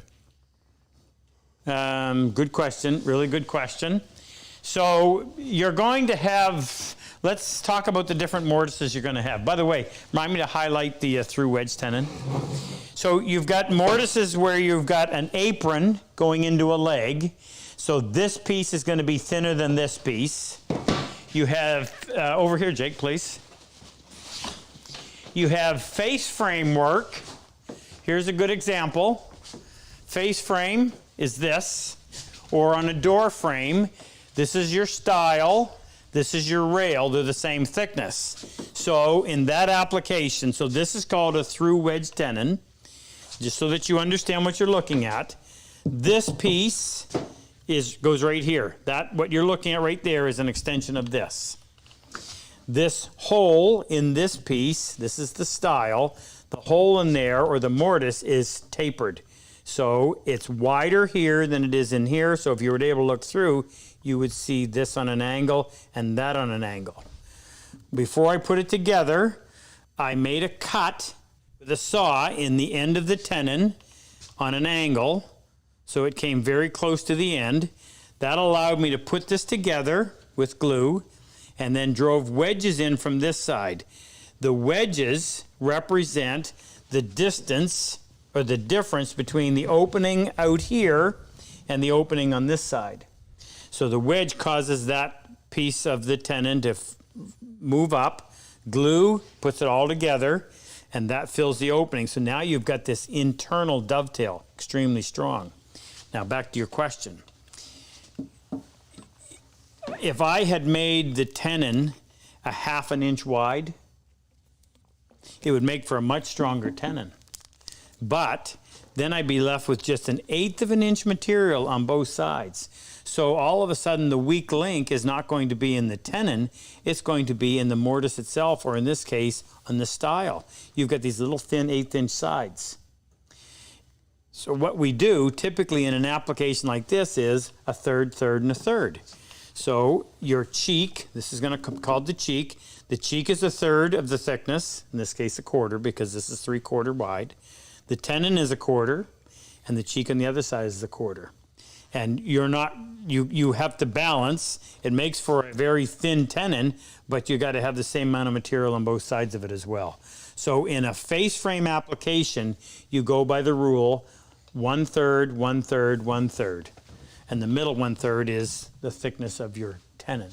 Now, in this application, where you have a thinner piece going into a thicker piece, then you want to maximize the strength of this piece by keeping that tenon as wide as possible. all you want is just a little bit of a shoulder. Let me explain what that is. Hence the name shoulder plane. The only part of this joint you'll ever see is where this shoulder interacts with the piece that has the mortise in it. You're never going to see any of this stuff. So you want to have just as minimal, the minimal amount of shoulder coming up against this. Keep this as thick as you can for strength purposes in applications where you can do that. So you don't need to pay attention to the third, and third rule in this application. Or in a chair application, again, this would be even more important because you want to maintain the strength of this member. So I kept this as thick as I could. I probably had just 1/8" shoulders on either side. Okay? Now, I just want to mention this real quick, what I already did over there. This is just a decorative way to highlight it. And actually, I want to show you this because some people would ask, well, why did you do that? So if you look at this stretcher, it comes through the leg, and I'm using holly as the wedges. Now down here, anytime you cut a mortise, your mortise always has to be cut so that it's running parallel to the grain. If you went the opposite way, when you drove these wedges in, it would cause this to split. But as long as the wedge is perpendicular to the grain, you don't have a problem. So when I'm joining this piece into here, you would think that you'd have a big mortise like that, but you couldn't do that because when you go to wedge it, you'd split this thing. So I had to make 2 small mortises. So I'm wedging, again, perpendicular to the grain. That's why you have 2 down in here instead of 1 running the opposite direction. Okay, hopefully that made some sense. Just give you a quick update too. This is our current project in our online workshop where we're building a standing desk. So we got this drawer finished. I think we may have actually had it done last time. So all of our stationary materials are in here. And this one is going to be our drawer that has all of our money in it. So this is going to be the... Just in case you wanted to know. Yeah. Yeah, steal the stuff on the right side. So this is going to be our change drawer. It's all being dovetailed together, and then these pieces are all going to fit in here to make the little spots where the money goes, and the bills are going to be in the backside. It's really cool. Join us. You'll love it. And in case you're new and you haven't seen this, so that the customer can access a pen or pencil after I open my door, watch over here. It's because we didn't want to have ugly handles on this. And inside, we always try to hide our drawers in plain sight. You reach up underneath. There's a little V on the underside of the drawer, and there's a hole in the bottom, and that allows you to reach up in there to open that up. Just in case you're interested. And Angie's desk is up there, and I promise I'm going to work on that in the next week or so and get that finished so we can go deliver to her. Next question before we bring Manoli back. Actually, we need to bring Manoli back. One question, quick. All right. This one comes from... You ready? This one comes from Anthony Steventon. And he says, is there a difference in sharpening a mortise chisel versus a beveled chisel? Is there a difference in sharpening a mortise chisel versus a beveled edge chisel? Yes, there is. I'm going to pause that for just 1 second. How are we doing on donations tonight, Megan? $20 away from 2,000. So we're $20 away from giving away a second kit. So remember, you can go on. The link is on there. So when you typically sharpen a beveled edge chisel, 25 degrees is the standard. And 25 degrees means that you'll get down into the wood without crushing the fibers, and it gives you a nice sharp edge. If you put 25 degree bevel on a mortise chisel, you'd be way down here and it makes it too thin. This takes a lot of beating. When you're chopping a mortise and a piece of maple, you're really wailing on that thing. So you need to keep this fairly stout.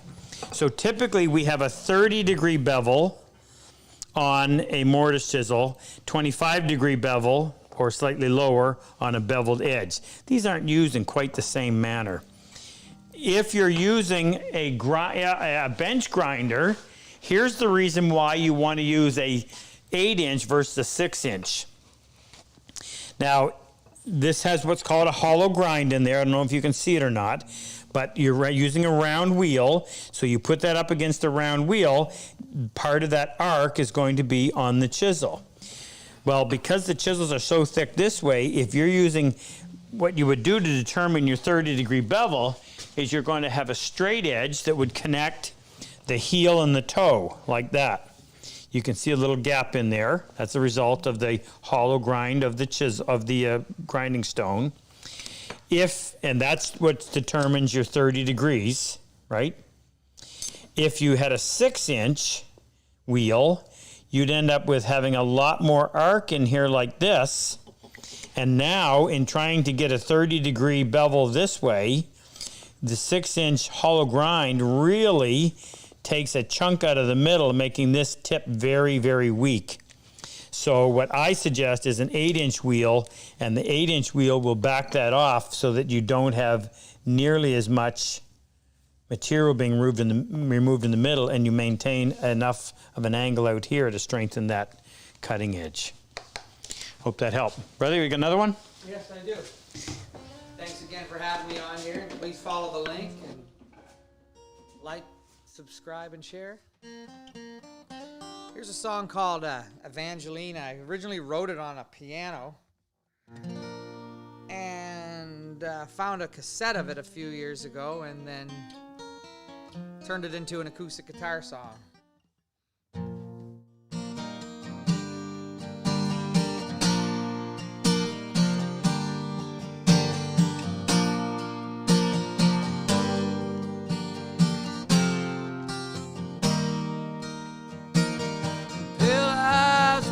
Listen to what I have to say. The concrete's at your back door, but you got nowhere to stay. So lay down here beside me and show me that you care. Comfort me in sorrow and your long red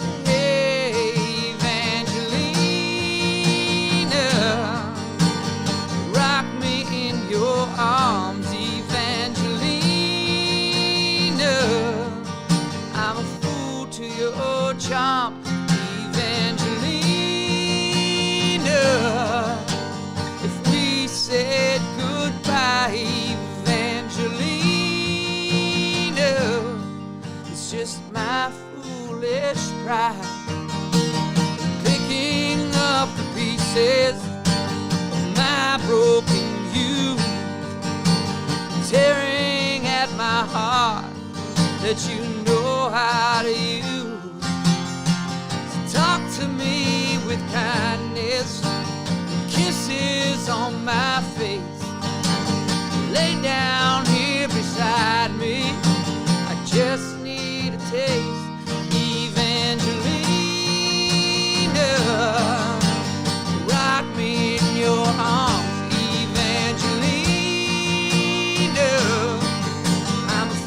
To your charm, Evangelina. If we said goodbye, Evangelina, it's just my foolish pride. Oh, but you're no better. Ooh, than me.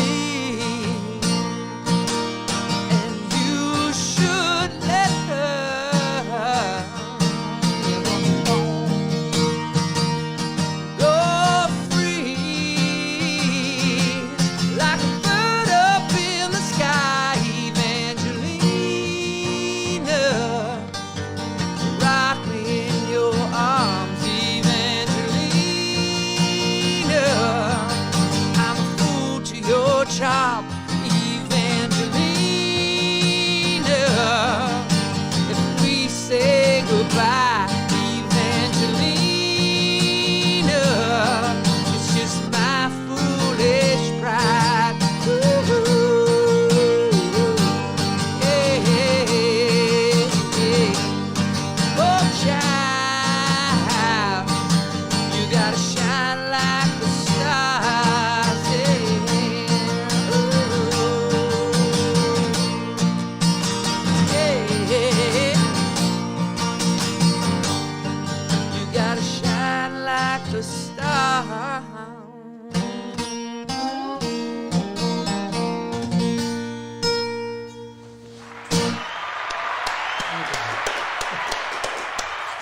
All right, you finish this off tonight in about 10 minutes or so? Thanks, Rob. All right, thanks, brother. Question? Yep. Just give me a second here. Oh, by the way, I got a note from Jesse. He said, thanks for making me a nervous wreck. That's why I don't call them until about an hour before I want them to do it. Is that one? Yep. No, I know what he'd stew over it all week, so. All right, this question comes from Salvatore Cali. I know that name. Yeah, he's a regular. He wants, how do you lay out and cut a mortise through a circular section of timber?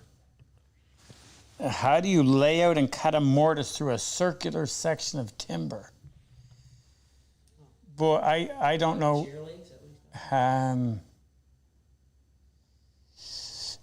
He's gonna have to give us a little more information because I'm not quite following what he's asking. Wouldn't you have to do that in the square first? And Well, then make that it was going to be round? my first answer, but I didn't want to answer without fully understanding. If I was going to join, like Jake just said, if I was going to join something and the final result was I was bringing a leg into a round piece, I would cut it. I would do the mortise, if possible, do the mortise in the square. After it's cut, then go and cut your round parts. And if your question is different than that, please clarify, and I'll give it another go. I just want to mention something. So there's the maple syrup I was telling you about, and Rex brought this out. This is maple butter. I talk about it often. If you've never tasted it, then this is what heaven is like. This is maple syrup that has had more of the water taken out of it. That's all it is. Also known as Canadian PEDs, Pass it over here. I want some. What's BED? performance enhancing We drugs. should do. Oh. We should do like next time for every amount of donation, you take a A shot. shot. Of syrup. It's delicious. Absolutely delicious.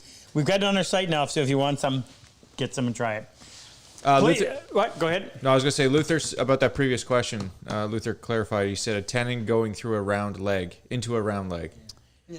Okay. So A you're tenon using a going spindle. into a round leg. So the round is this way. How would I do that? Well, you could do it one of two ways.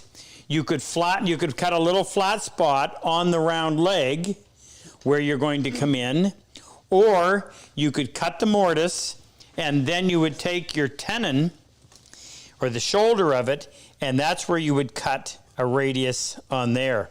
So like that. So now that part is round, and that has to, so if you had an 1.5 inch diameter leg that you were going into, then you had to have an 1.5 inch diameter radius in that. But the nice thing about that is you could, and that wouldn't be difficult to do. I mean, start off square and then just come in after the fact and shape that, and that could be done mostly with a chisel. In fact, it would have to be done with a chisel. How would you cut that with a chisel? Well, I'm just thinking that. I would probably go in here and just cut it straight, undercut that, and then when it came out here, I would come in with a gouge. Carving chisel. I would come in with an appropriate size gouge and come in and make that cut up here on the top. I wouldn't worry about trying to make that surface actually a radius. I would simply just come in with a nice sharp. I'm done with this, right? I guess, yeah. This was part of the video that we did the other day, so that's why I'm asking Jake if I can destroy it. I would simply come in with my chisel, and almost right here at the point, I would come in and I would just undercut like that, so that you had enough clearance so that could come up tight, and out here would control, this has to come up tight at the same time that gap closes. And with an appropriate size carving chisel, you could come in and cut that radius to fit. That's how I would do it. Next. Simon Giankowski from Birmingham, England. He said, Simon? how would you cut a mortise and tenon that is bigger than your available mortise chisels? Example given, top of a bench leg. Yeah, that's a really good question. That's where, and if you want to do it by hand, that's a tough one. My biggest chisel is a 1/2 inch. So what I did, and that's probably part of the reason. So here's a mortise but this isn't done quite the same way. Here's an example. You got a great big huge mortise. So when I built this leg down here, I mean this piece is 2.5 inches, 2 5/8 of an inch thick by 3.5. You certainly wouldn't want to reduce that to a 1/2 inch, being my biggest chisel. So what I did here is I made a 1/2 inch mortise on this side and a 1/2 inch mortise on that side, which did two things. It allowed me to have enough material, so this has been reduced to 1 inch material, which is still pretty strong. And it maintained integrity of this piece because instead of having a great big hole cut out of it, I had 2 1/2 inch mortises with material left in the middle to help keep that whole thing together. So I might actually do that, cut maybe even 3, depending on how wide it is. Use your 1/2 inch chisel to cut 3 mortises. And for every additional mortise, you double your glue. Yeah, yes, as Jake said, instead of just having, because you got to remember that your strength on this joint is limited to the surface area.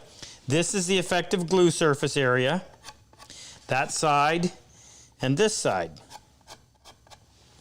You're not getting anything here because it's hitting end grain. You're not getting anything here because it's long grain, end grain itself. So if you double up or triple up your 1/2 inch mortise, you're gaining all that extra glue surface. So that might actually be a better solution than just getting a great big mortise. If you had to, then you're stuck with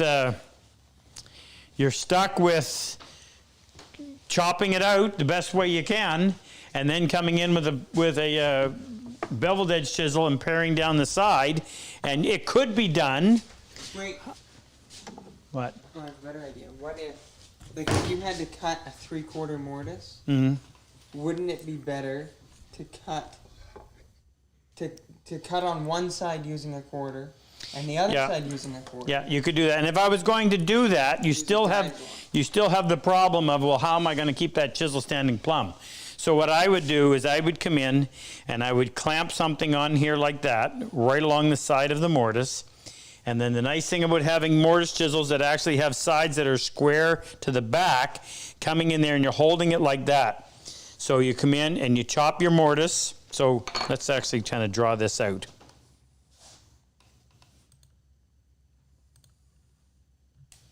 So there's 1/4 inch mortise. And then you're going to step over here.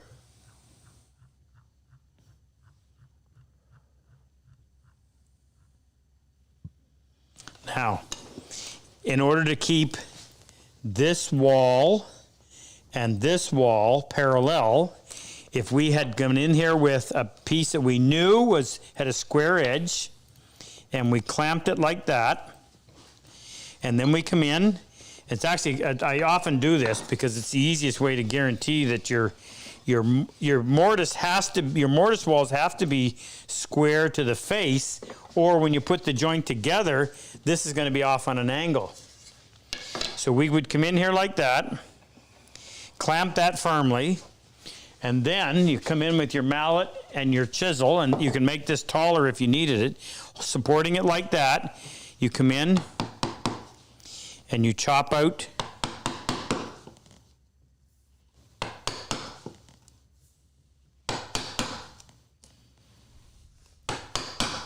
which each successive one, you go a little deeper, you chop out that whole mortise, then you move over here. What I would probably do, I'm thinking about this as we do it, I would probably leave that clamped. I would come in, I would get a spacer that I knew was exactly 3/4 of an inch wide. I would put it in there.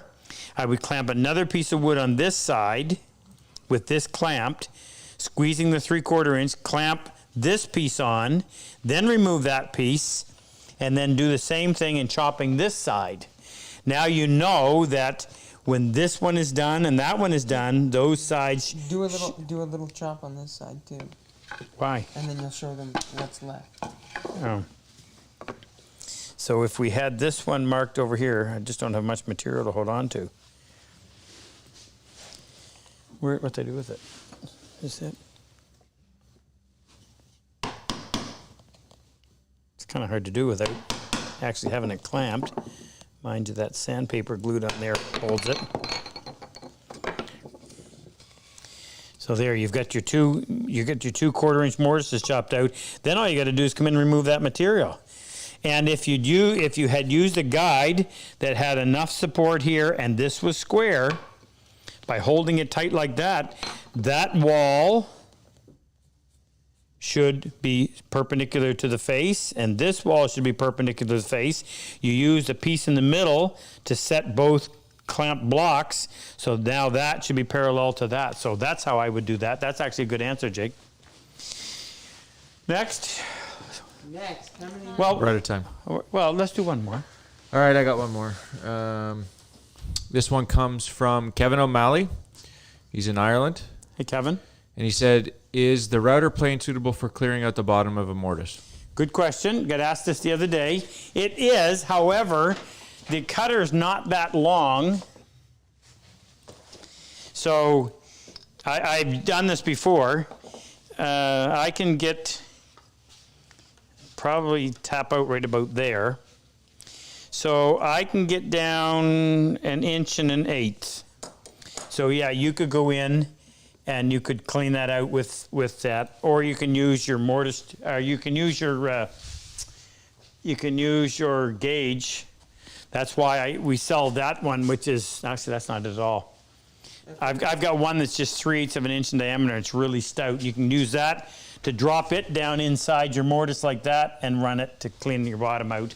You don't need a perfectly flat bottom. You just need to have your depth.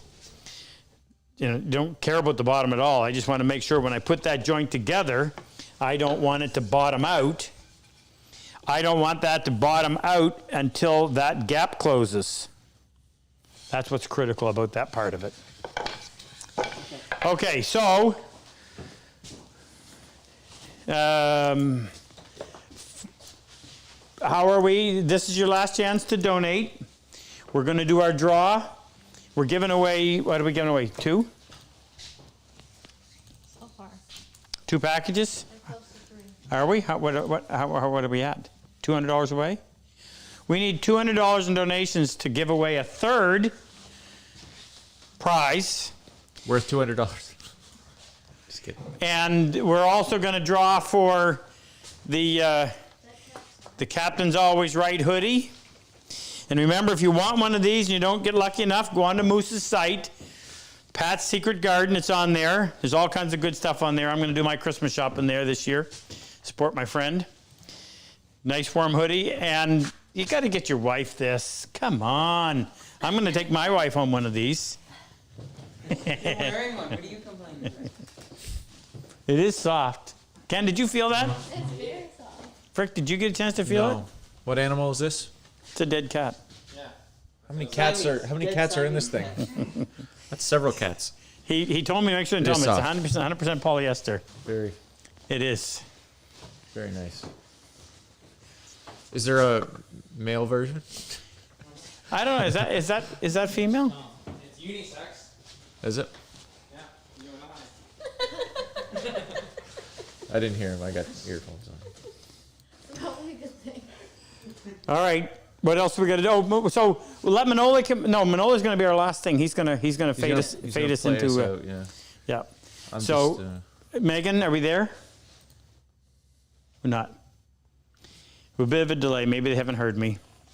So the last bit. Oh yeah, got to introduce this. Can we get Luther on real quick? no. Oh shoot.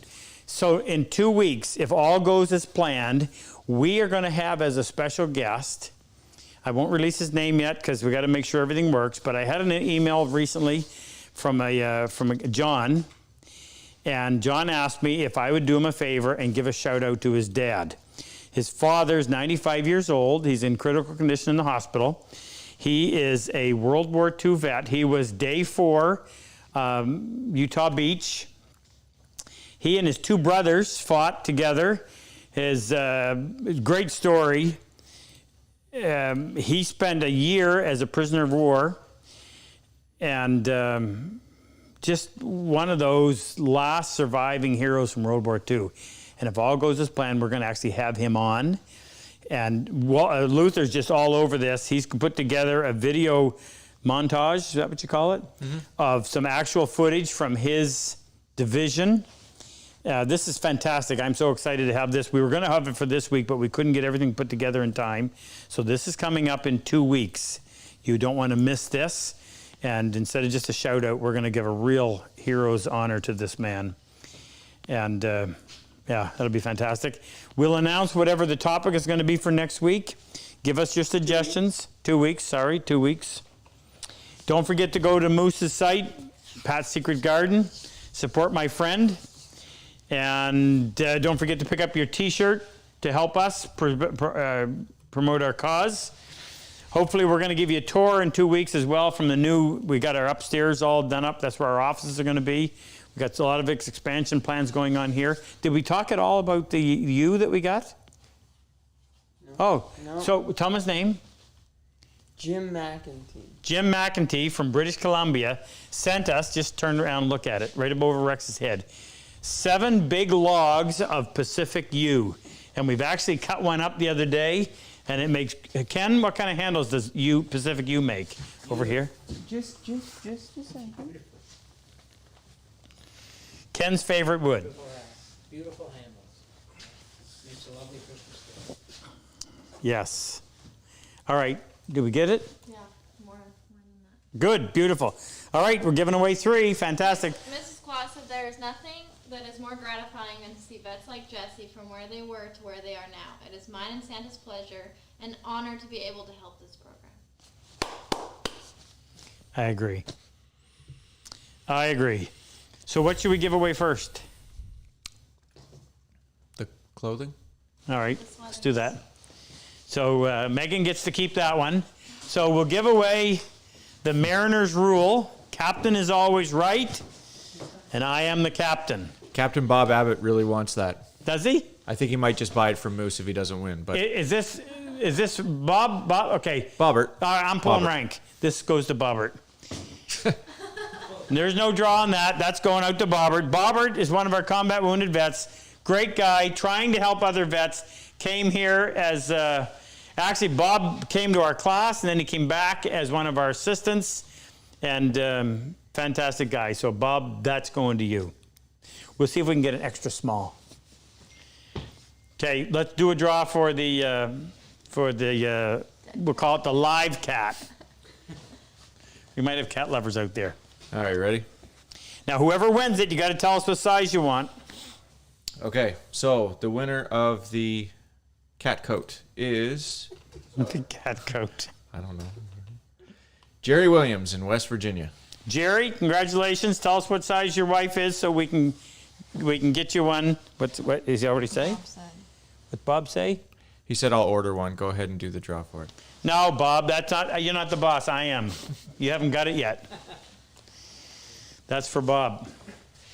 You can order the cat one for your wife. Okay, first draw. So let me show you what we're drawing off for. A medium tenon saw that Ken and I built. That has a 22T starter and 12 TPI rip on the back. A customized gauge that Dave, what's Dave's last name? Wade. Dave Wade does for us. And Jake does the mortise extension, mortise gauge attachment for it that Paul Hayden up in Ontario makes for us. Gina or Ken's wife, Pam, will be the ones that packs it, and a big shout out to them because they worked their butts off getting these orders out. We're really busy. Thank you for making us that way. Pam's one of our newest employees, members of the team, and that's Ken's wife. And Gina makes all of this click. So first prize. And thank you, Santa and Mrs. Claus, for donating these. All right, here we go. Rob Battle from Pennsylvania. Congratulations, Rob. Be in the mail. If you get us your address, it'll be on the mail for you Monday. I have their emails as well. Second Mortise and Tenon kit goes to Rick Erickson in Colorado. Hey, Rick, I recognize that name. Congratulations, Rick. And last but not least is Gary E. Peterson from Georgia. Hey, Gary, congratulations. So last week we had one guy that took a lot of convincing that this wasn't a scam, but did we finally convince him that it was real? And did we get it out in the mail to him? We must have. Well, it sounded like a scam. The email did. It's like, so-and-so didn't accept their prize, so you Oh. wasn't that. No, that it was was- Jack. Jack, we drew Jack's name, and Jack said, I knew he was going to do this. He said, no, he says, give that to somebody else. So we drew it off camera, and had a hard time. Anyway, I'm going to bring Manoli in. He's going to give us one final tune. We'll fade out with that. We'll see you in 2 weeks. You do not want to miss this one in 2 weeks. Come on in, brother.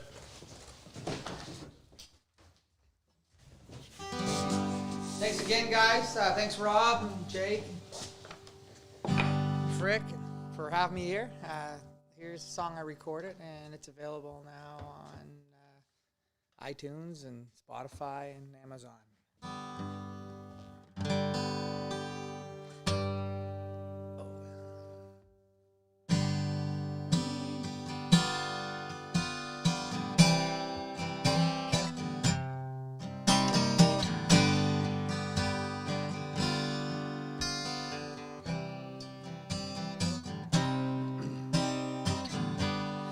I remember when you left me torn.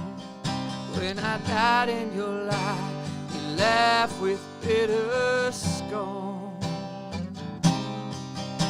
You kept me a prisoner with pleasure and fear. Is it time to move on? I'm making myself clear. Swallow my pride to hide my pain. Sometimes I prefer to drink alone, get my head all torn till I'm gone. Things have changed now, they have changed. Why should they stay the same and just go on?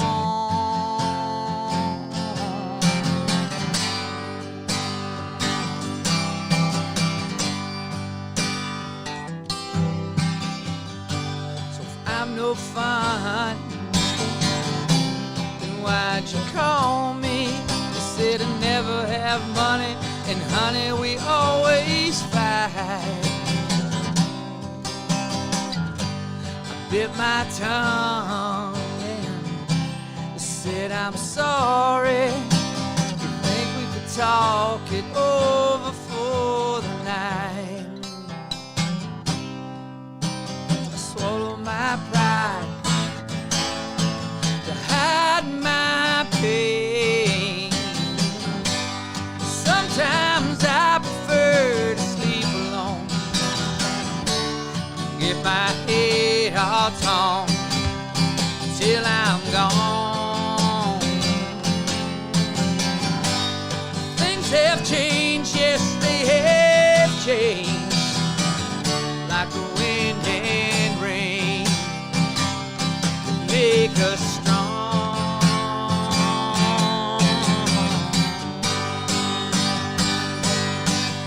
I know you're bitter, now I'm doing fine. When